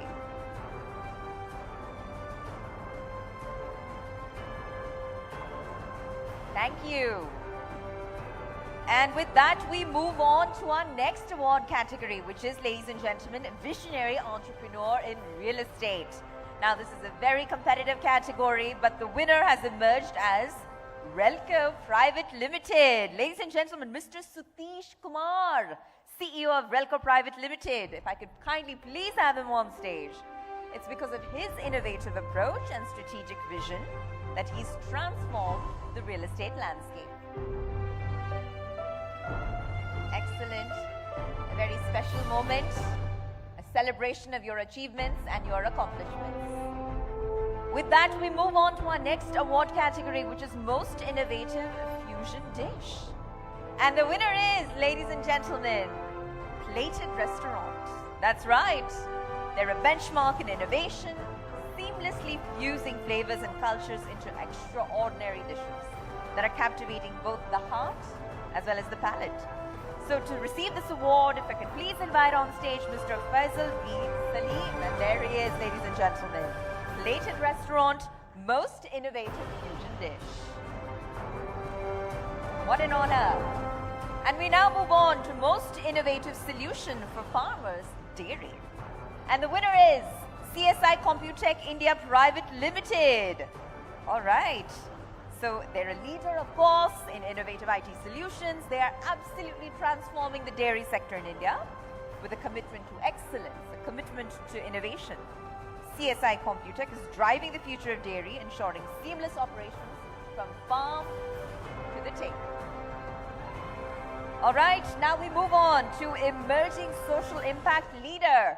And the winner is, ladies and gentlemen, Mustafa Mun, Director, Hertz Chemical Private Limited. If I could please have our winner on stage, because Hertz is, of course, a strong MSME which manufactures skincare and beauty products under the brand Pearlville and is growing under the leadership of Mr. Mustafa Mun. Congratulations, Mustafa, once again. All right. Most trusted tech-enabled construction company, ladies and gentlemen, is next. And our winner is Brick and Bolt. And Brick and Bolt, let's please have the team on stage. They are, of course, India's #1 tech-enabled construction company, trusted by 7,000 plus happy homeowners, available across 10 cities and India. Ladies and gentlemen, Brick and Bolt, most trusted tech-enabled construction company. Huge round of applause for them, please. And with that, just a few more to go before we move on. All right, fastest growing mobile retail chain, ladies and gentlemen, is the next category. And the winner is Chandresh Bhai, Director of Phone Wale. If you could please have Chandresh Bhai on stage to accept this incredible honor, this special moment. Please soak it in. It is ET Now.in's way of recognizing you, saluting you and your accomplishments and achievements. All right, we'll move on to excellence in sports retail. And the winner is, ladies and gentlemen, Arun Malhotra, Managing Director of Brandman Retail Limited. They are the exclusive distributor of premium athleisure and lifestyle brands. And with their commitment to quality and innovation, they've redefined the sports landscape entirely, setting new benchmarks for the industry. That's right, ladies and gentlemen, Brandman Retail, excellence in sports retail. All right, with that, we move on. Excellence in BDSL CCI cybersecurity framework for MSME. And the winner is Dr. Shekhar Pawar. Let's please have Mr. Pawar on stage. And he has a doctorate in cybersecurity from SSBM Geneva, Switzerland. A long list of accomplishments. Among them, he's the inventor of BDSL CCI cybersecurity framework specifically for MSMEs, which is helping MSMEs worldwide to adopt tailored business domains while reducing the cost to implementation of cybersecurity controls. Excellent. Let's please have the team on stage to accept the honor on Dr. Shekhar Pawar's behalf. Special moment. It's a competitive category, and cybersecurity is taking front and center stage, irrespective of sector, irrespective of age and stage of company, ladies and gentlemen. It's a very well-deserved award. And we move on to emerging fashion brand. That's a fun one. And ladies and gentlemen, the winner is Exhale Label. Let's have Exhale Label on stage. Yes, and the award goes to Palak Shah, who's the founder of Exhale Label. Huge round of applause, ladies and gentlemen. And this award recognizes her exceptional vision, her creativity, her dedication to redefining fashion with innovation, excellence, and a commitment to ethical practices. And the last award before we let Dr. Singh move on is Leading FMC of Delhi NCR. And the winner is Abante Integrated Facility Management. If we could please have our winner on stage and accept this prestigious award from Dr. Jitendra Singh and Mr. Rohit Chadda themselves. Leading FMC of Delhi NCR. An incredibly crowded and cluttered category, but our winner has emerged.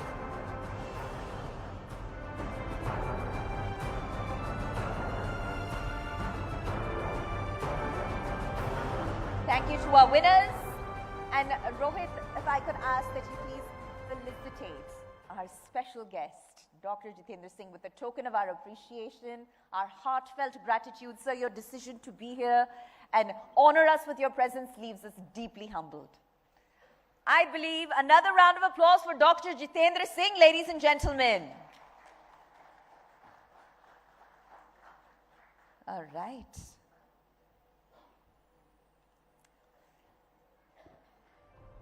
Thank you once again. Thank you once again, ladies and gentlemen. A very power-packed agenda lies ahead.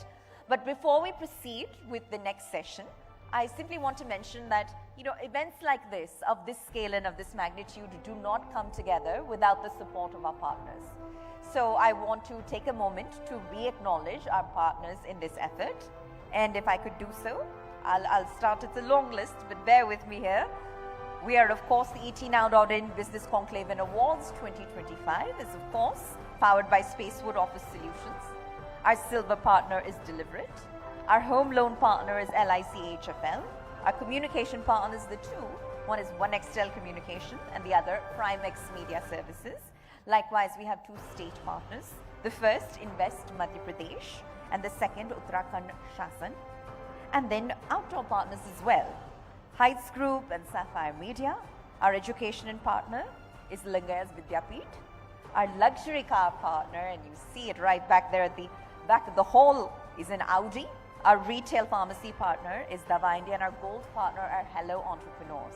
But as I mentioned earlier, this conclave, this forum, this award ceremony is really intended for you to celebrate all of your success stories. And that's very much what we intend to do here.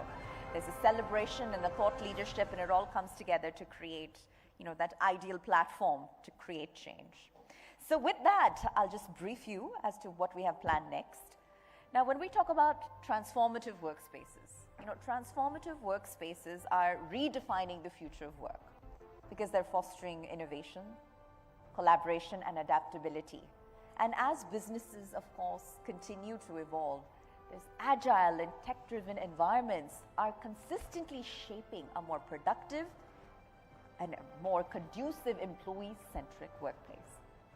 So with that, I'd like to take the day ahead and the agenda ahead by presenting you an insightful, power-packed panel discussion next on the topic, Transformative Workspaces, Crafting the Future of Work.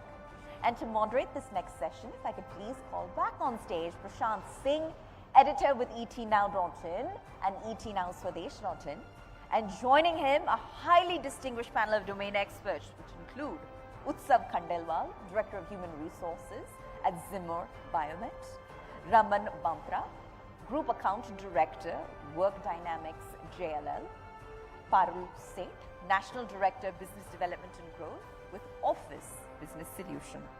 So ladies and gentlemen, that's our power-packed lineup. Our stage is ready, the audience is ready, and I think we should do a deep dive into what promises to be an incredibly riveting discussion. So with that, Prashant, once again, the floor is yours.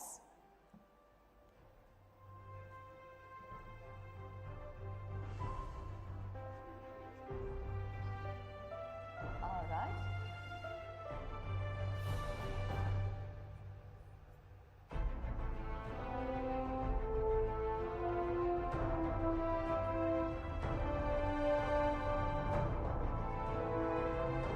Okay.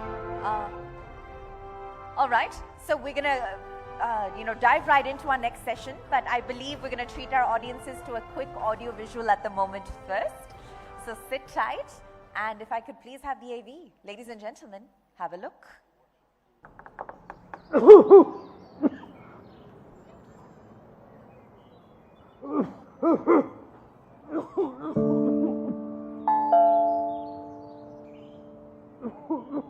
Uncle को क्या हो गया aunty? उन्हें asthma का attack आता है। आज जरा ज्यादा है।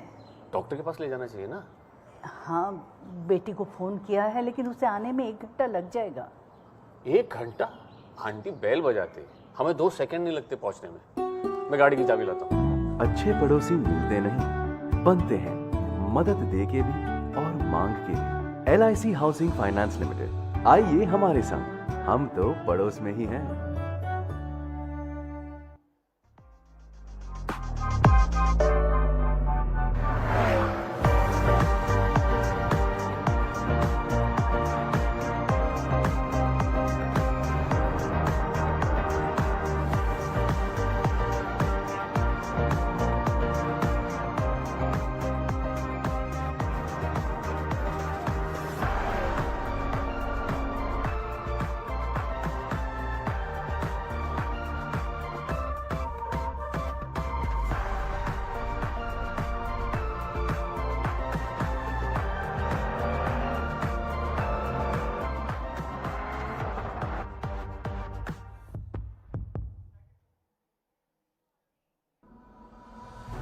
seek a land where infinite possibilities meet boundless opportunities, where Asia's longest high-speed automotive testing track runs alongside the world's leading vehicle manufacturers, where 27% of India's organic crops grow across 11 unique agro-climatic zones, where over 300 pharma companies export medicines to 160 countries, where abundant cotton, silk, and defense manufacturing hubs thrive alongside emerging industries, where a vast industrial land bank of 1 lakh acres awaits with abundant natural resources at your doorstep.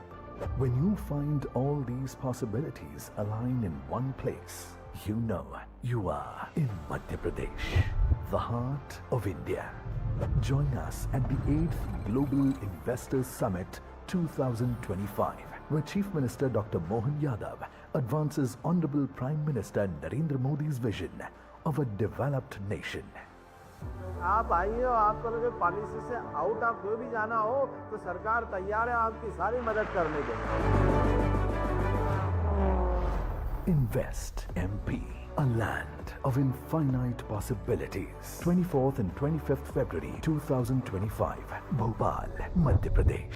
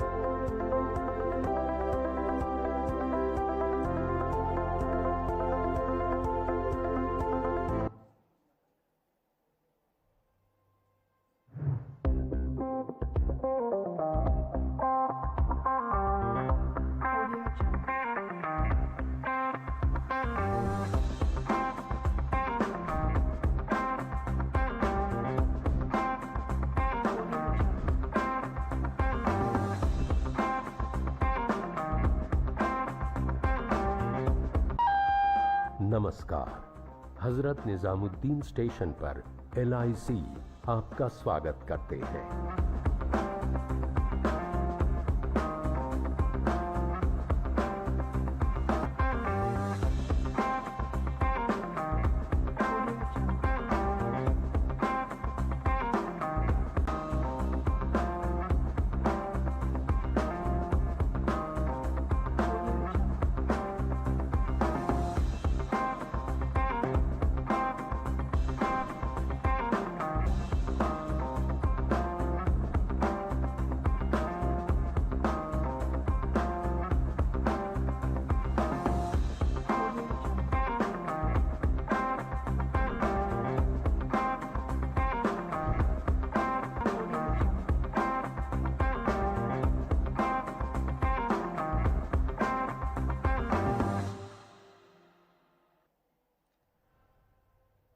All right, ladies and gentlemen, we've treated you to some audio visuals, some thought leadership sessions, and of course our first set of awards, and we thought it was an appropriate time to take a break for lunch. I understand that many of you have worked up an appetite, so we encourage you to meet one another and mingle over this networking lunch, and lunch is to be served outside on the lawns, so we'll reconvene shortly, and I'll see you then, at which time the etnow.in Business Conclave and Awards will continue. Thank you.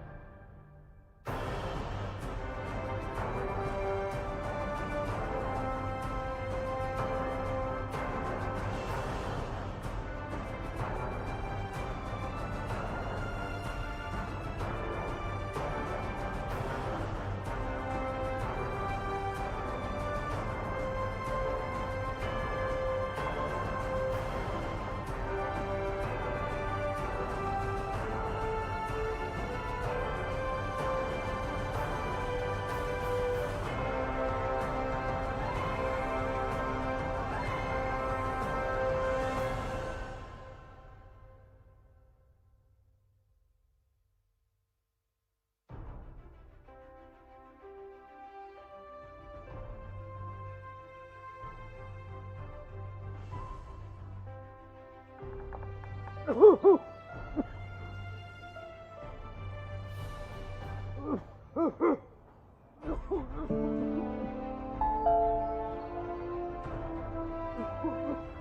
को क्या हो गया? उन्हें asthma का attack आया। आज से ज्यादा है। हाँ, बेटी को फोन किया है लेकिन उसे आने में 1 घंटा लग जाएगा। 1 घंटा? आंटी बेल बजाते हमें 2 सेकंड नहीं लगते पहुंचने में। मैं गाड़ी की चाबी लाता हूँ। अच्छे पड़ोसी मिलते नहीं, बनते हैं। मदद दे के भी और मांग के भी। LIC हाउसिंग फाइनेंस लिमिटेड, आइए हमारे संग, हम तो पड़ोस में ही हैं।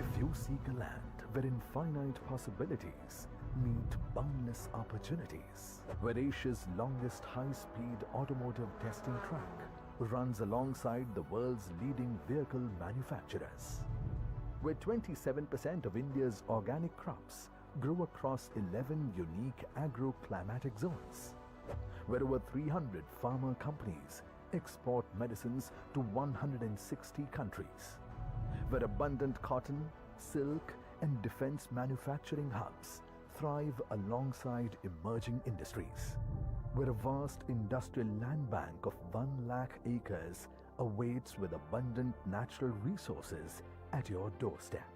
When you find all these possibilities align in one place, you know you are in Madhya Pradesh, the heart of India. Join us at the 8th Global Investors Summit 2025, where Chief Minister Dr. Mohan Yadav advances Honorable Prime Minister Narendra Modi's vision of a developed nation. आप आइए और आपको लगे policy से out आप कोई भी जाना हो तो सरकार तैयार है आपकी सारी मदद करने के लिए। Invest MP, a land of infinite possibilities. 24th and 25th February 2025, Bhopal, Madhya Pradesh.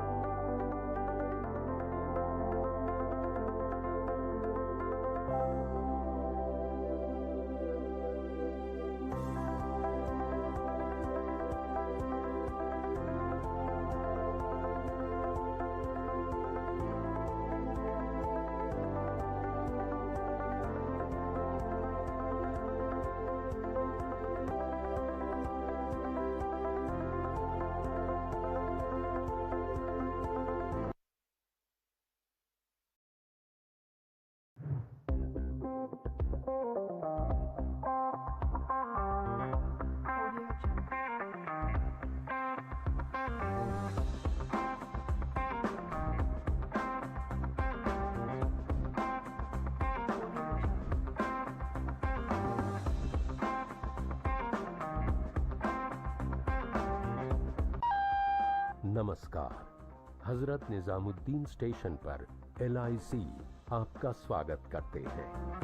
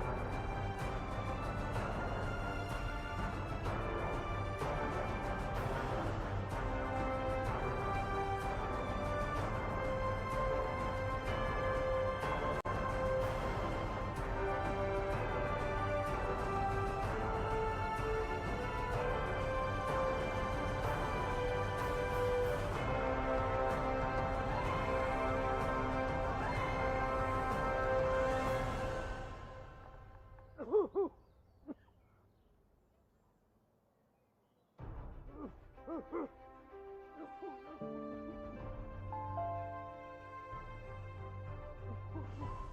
को क्या हो गया आंटी? उन्हें अस्थमा का अटैक आता है, आज जरा ज्यादा है। डॉक्टर के पास ले जाना चाहिए ना। हाँ, बेटी को फोन किया है लेकिन उसे आने में 1 घंटा लग जाएगा। 1 घंटा? आंटी बेल बजाते हमें 2 सेकंड नहीं लगते पहुंचने में। मैं गाड़ी की चाबी लाता हूँ।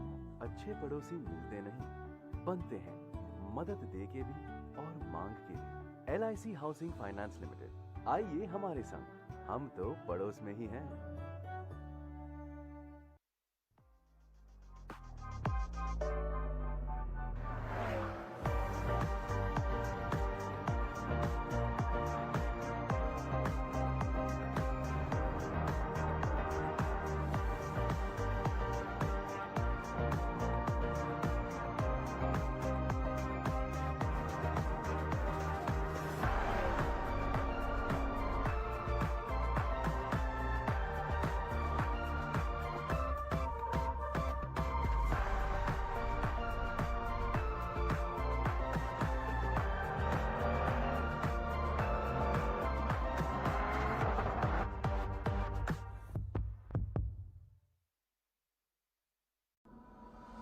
If you seek a land where infinite possibilities meet boundless opportunities, where Asia's longest high-speed automotive testing track runs alongside the world's leading vehicle manufacturers, where 27% of India's organic crops grow across 11 unique agro-climatic zones, where over 300 pharma companies export medicines to 160 countries, where abundant cotton, silk and defense manufacturing hubs thrive alongside emerging industries, where a vast industrial land bank of 1 lakh acres awaits with abundant natural resources at your doorstep.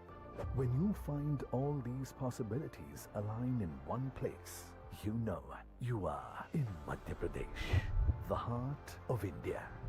Join us at the 8th Global Investors Summit 2025, where Chief Minister Dr. Mohan Yadav advances Honorable Prime Minister Narendra Modi's vision of a developed nation. आप आइए और आपको लगे policy से out आप कोई भी जाना हो तो सरकार तैयार है आपकी सारी मदद करने के लिए। Invest MP, a land of infinite possibilities. 24th and 25th February 2025, Bhopal, Madhya Pradesh.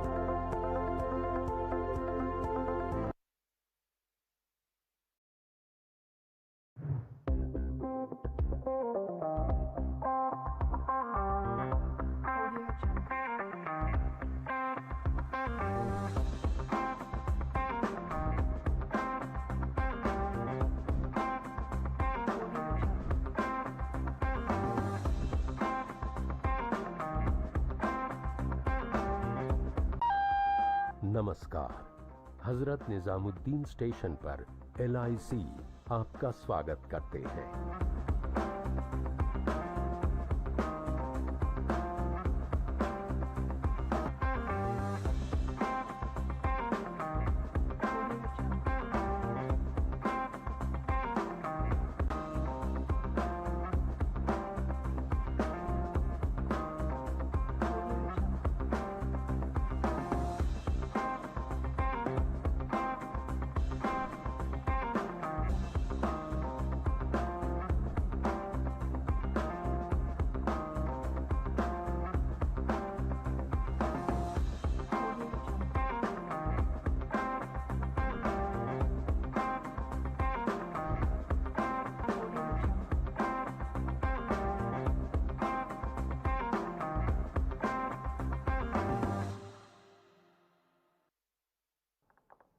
Uncle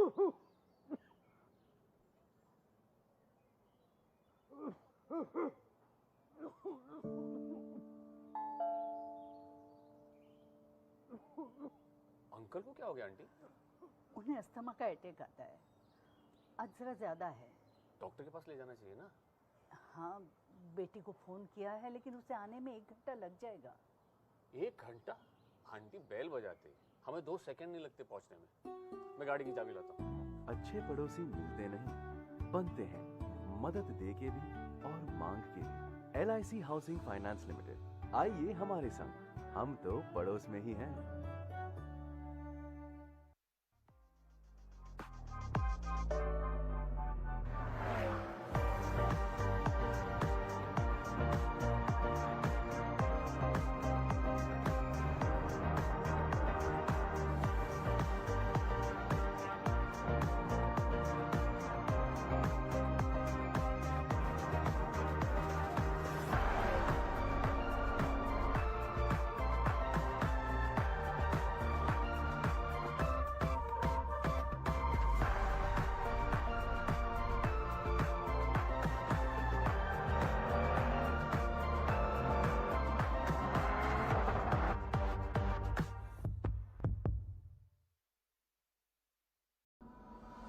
If you seek a land where infinite possibilities meet boundless opportunities, where Asia's longest high-speed automotive testing track runs alongside the world's leading vehicle manufacturers, where 27% of India's organic crops grow across 11 unique agro-climatic zones, where over 300 pharma companies export medicines to 160 countries, where abundant cotton, silk, and defense manufacturing hubs thrive alongside emerging industries, where a vast industrial land bank of 1 lakh acres awaits with abundant natural resources at your doorstep.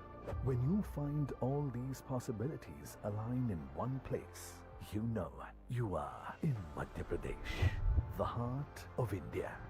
Join us at the 8th Global Investors Summit 2025, where Chief Minister Dr. Mohan Yadav advances Honorable Prime Minister Narendra Modi's vision of a developed nation. आप आइए और आपको लगे policy से out आप कोई भी जाना हो तो सरकार तैयार है आपकी सारी मदद करने के लिए। Invest MP, a land of infinite possibilities. 24th and 25th February 2025, Bhopal, Madhya Pradesh.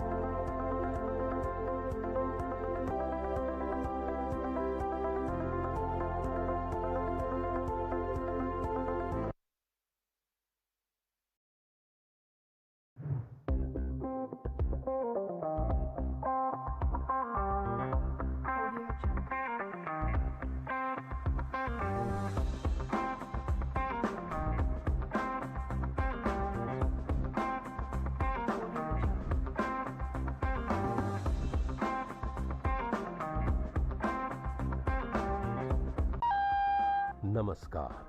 Hazrat Nizamuddin station पर LIC आपका स्वागत करते हैं।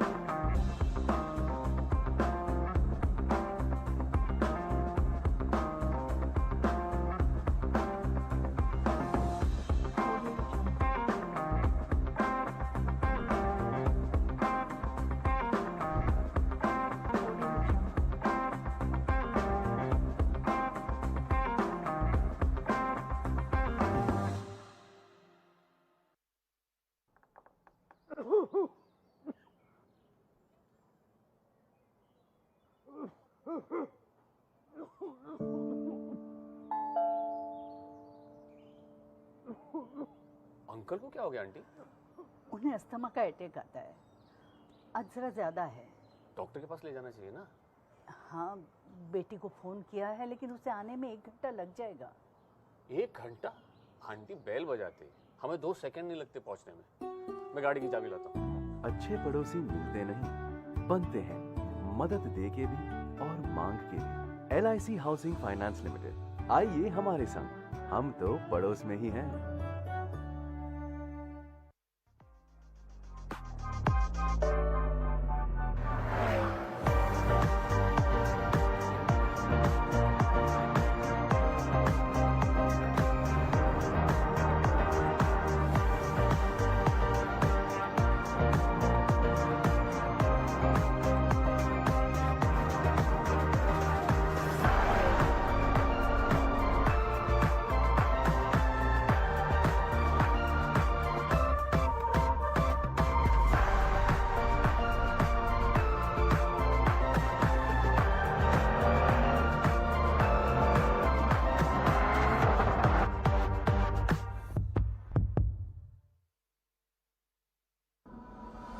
If you seek a land where infinite possibilities meet boundless opportunities, where Asia's longest high-speed automotive testing track runs alongside the world's leading vehicle manufacturers, where 27% of India's organic crops grow across 11 unique agro-climatic zones, where over 300 farmer companies export medicines to 160 countries, where abundant cotton, silk, and defense manufacturing hubs thrive alongside emerging industries, where a vast industrial land bank of 1 lakh acres awaits with abundant natural resources at your doorstep. When you find all these possibilities aligned in one place, you know you are in Madhya Pradesh, the heart of India. Join us at the 8th Global Investors Summit 2025, where Chief Minister Dr. Mohan Yadav advances Honorable Prime Minister Narendra Modi's vision of a developed nation. आप आइए, आपको लगे policy से out आप कोई भी जाना हो तो सरकार तैयार है आपकी सारी मदद करने के लिए। Invest MP, a land of infinite possibilities. 24th and 25th February 2025, Bhopal, Madhya Pradesh.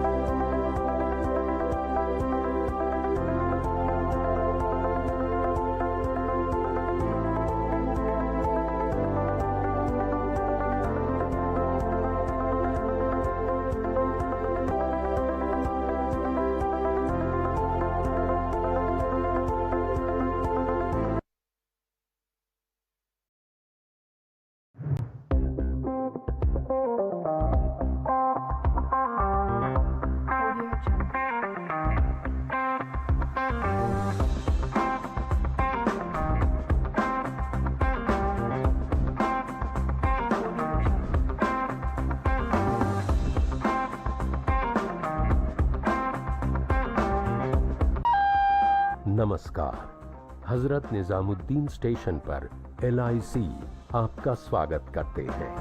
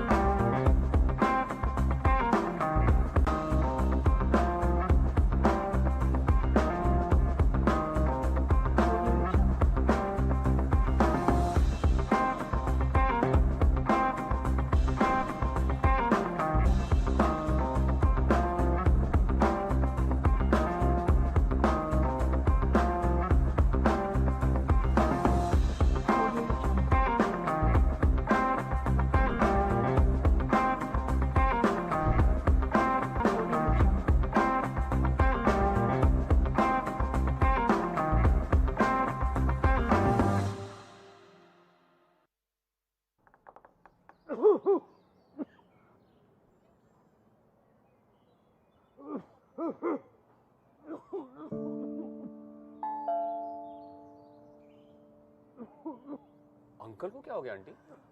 उन्हें अस्थमा का अटैक आता है, आज जरा ज्यादा है। डॉक्टर के पास ले जाना चाहिए ना। हाँ, बेटी को फोन किया है लेकिन उसे आने में 1 घंटा लग जाएगा। 1 घंटा? आंटी बेल बजाते हमें 2 सेकंड नहीं लगते पहुंचने में। मैं गाड़ी की चाबी लाता हूँ। अच्छे पड़ोसी मिलते नहीं, बनते हैं।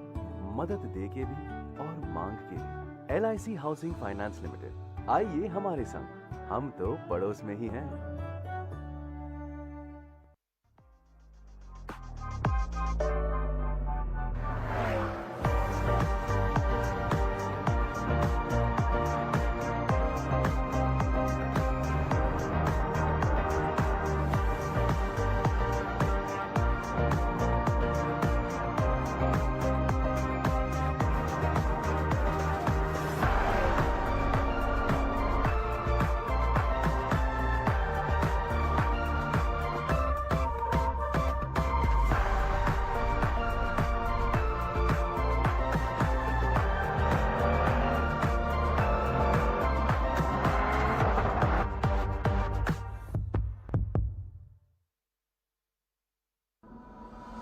If you seek a land where infinite possibilities meet boundless opportunities, where Asia's longest high-speed automotive testing track runs alongside the world's leading vehicle manufacturers, where 27% of India's organic crops grow across 11 unique agro-climatic zones, where over 300 farmer companies export medicines to 160 countries, where abundant cotton, silk, and defense manufacturing hubs thrive alongside emerging industries, where a vast industrial land bank of 1 lakh acres awaits with abundant natural resources at your doorstep. When you find all these possibilities aligned in one place, you know you are in Madhya Pradesh, the heart of India. Join us at the 8th Global Investors Summit 2025, where Chief Minister Dr. Mohan Yadav advances Honorable Prime Minister Narendra Modi's vision of a developed nation. आप आइए, आपको लगे policy से out आप कोई भी जाना हो तो सरकार तैयार है आपकी सारी मदद करने के लिए। Invest MP, a land of infinite possibilities. 24th and 25th February 2025, Bhopal, Madhya Pradesh.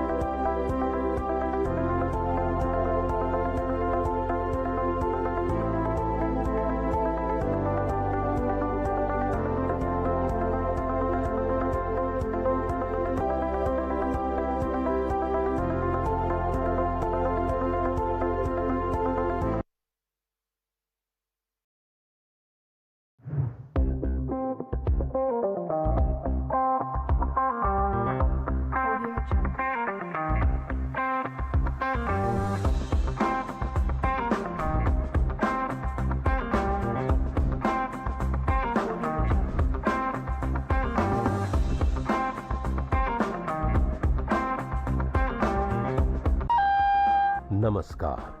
Hazrat Nizamuddin station पर LIC आपका स्वागत करते हैं।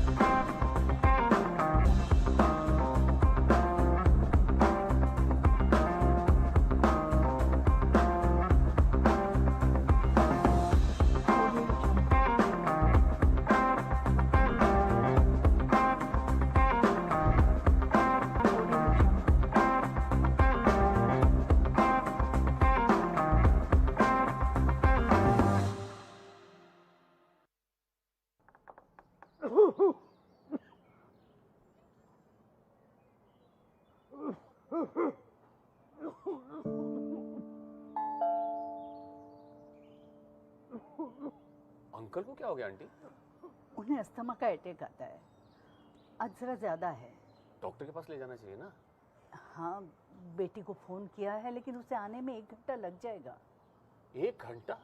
आंटी बेल बजाते, हमें 2 सेकंड नहीं लगते पहुंचने में। मैं गाड़ी की चाबी लाता हूँ। अच्छे पड़ोसी मिलते नहीं, बनते हैं, मदद दे के भी और मांग के भी। LIC हाउसिंग फाइनेंस लिमिटेड, आइए हमारे संग, हम तो पड़ोस में ही हैं।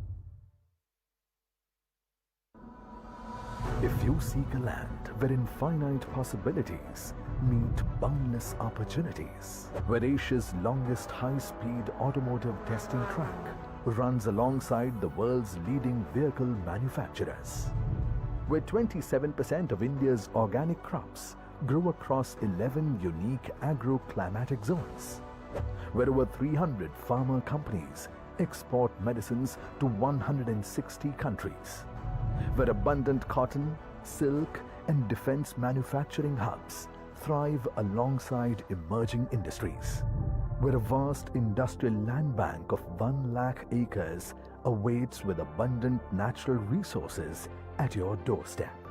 When you find all these possibilities align in one place, you know you are in Madhya Pradesh, the heart of India.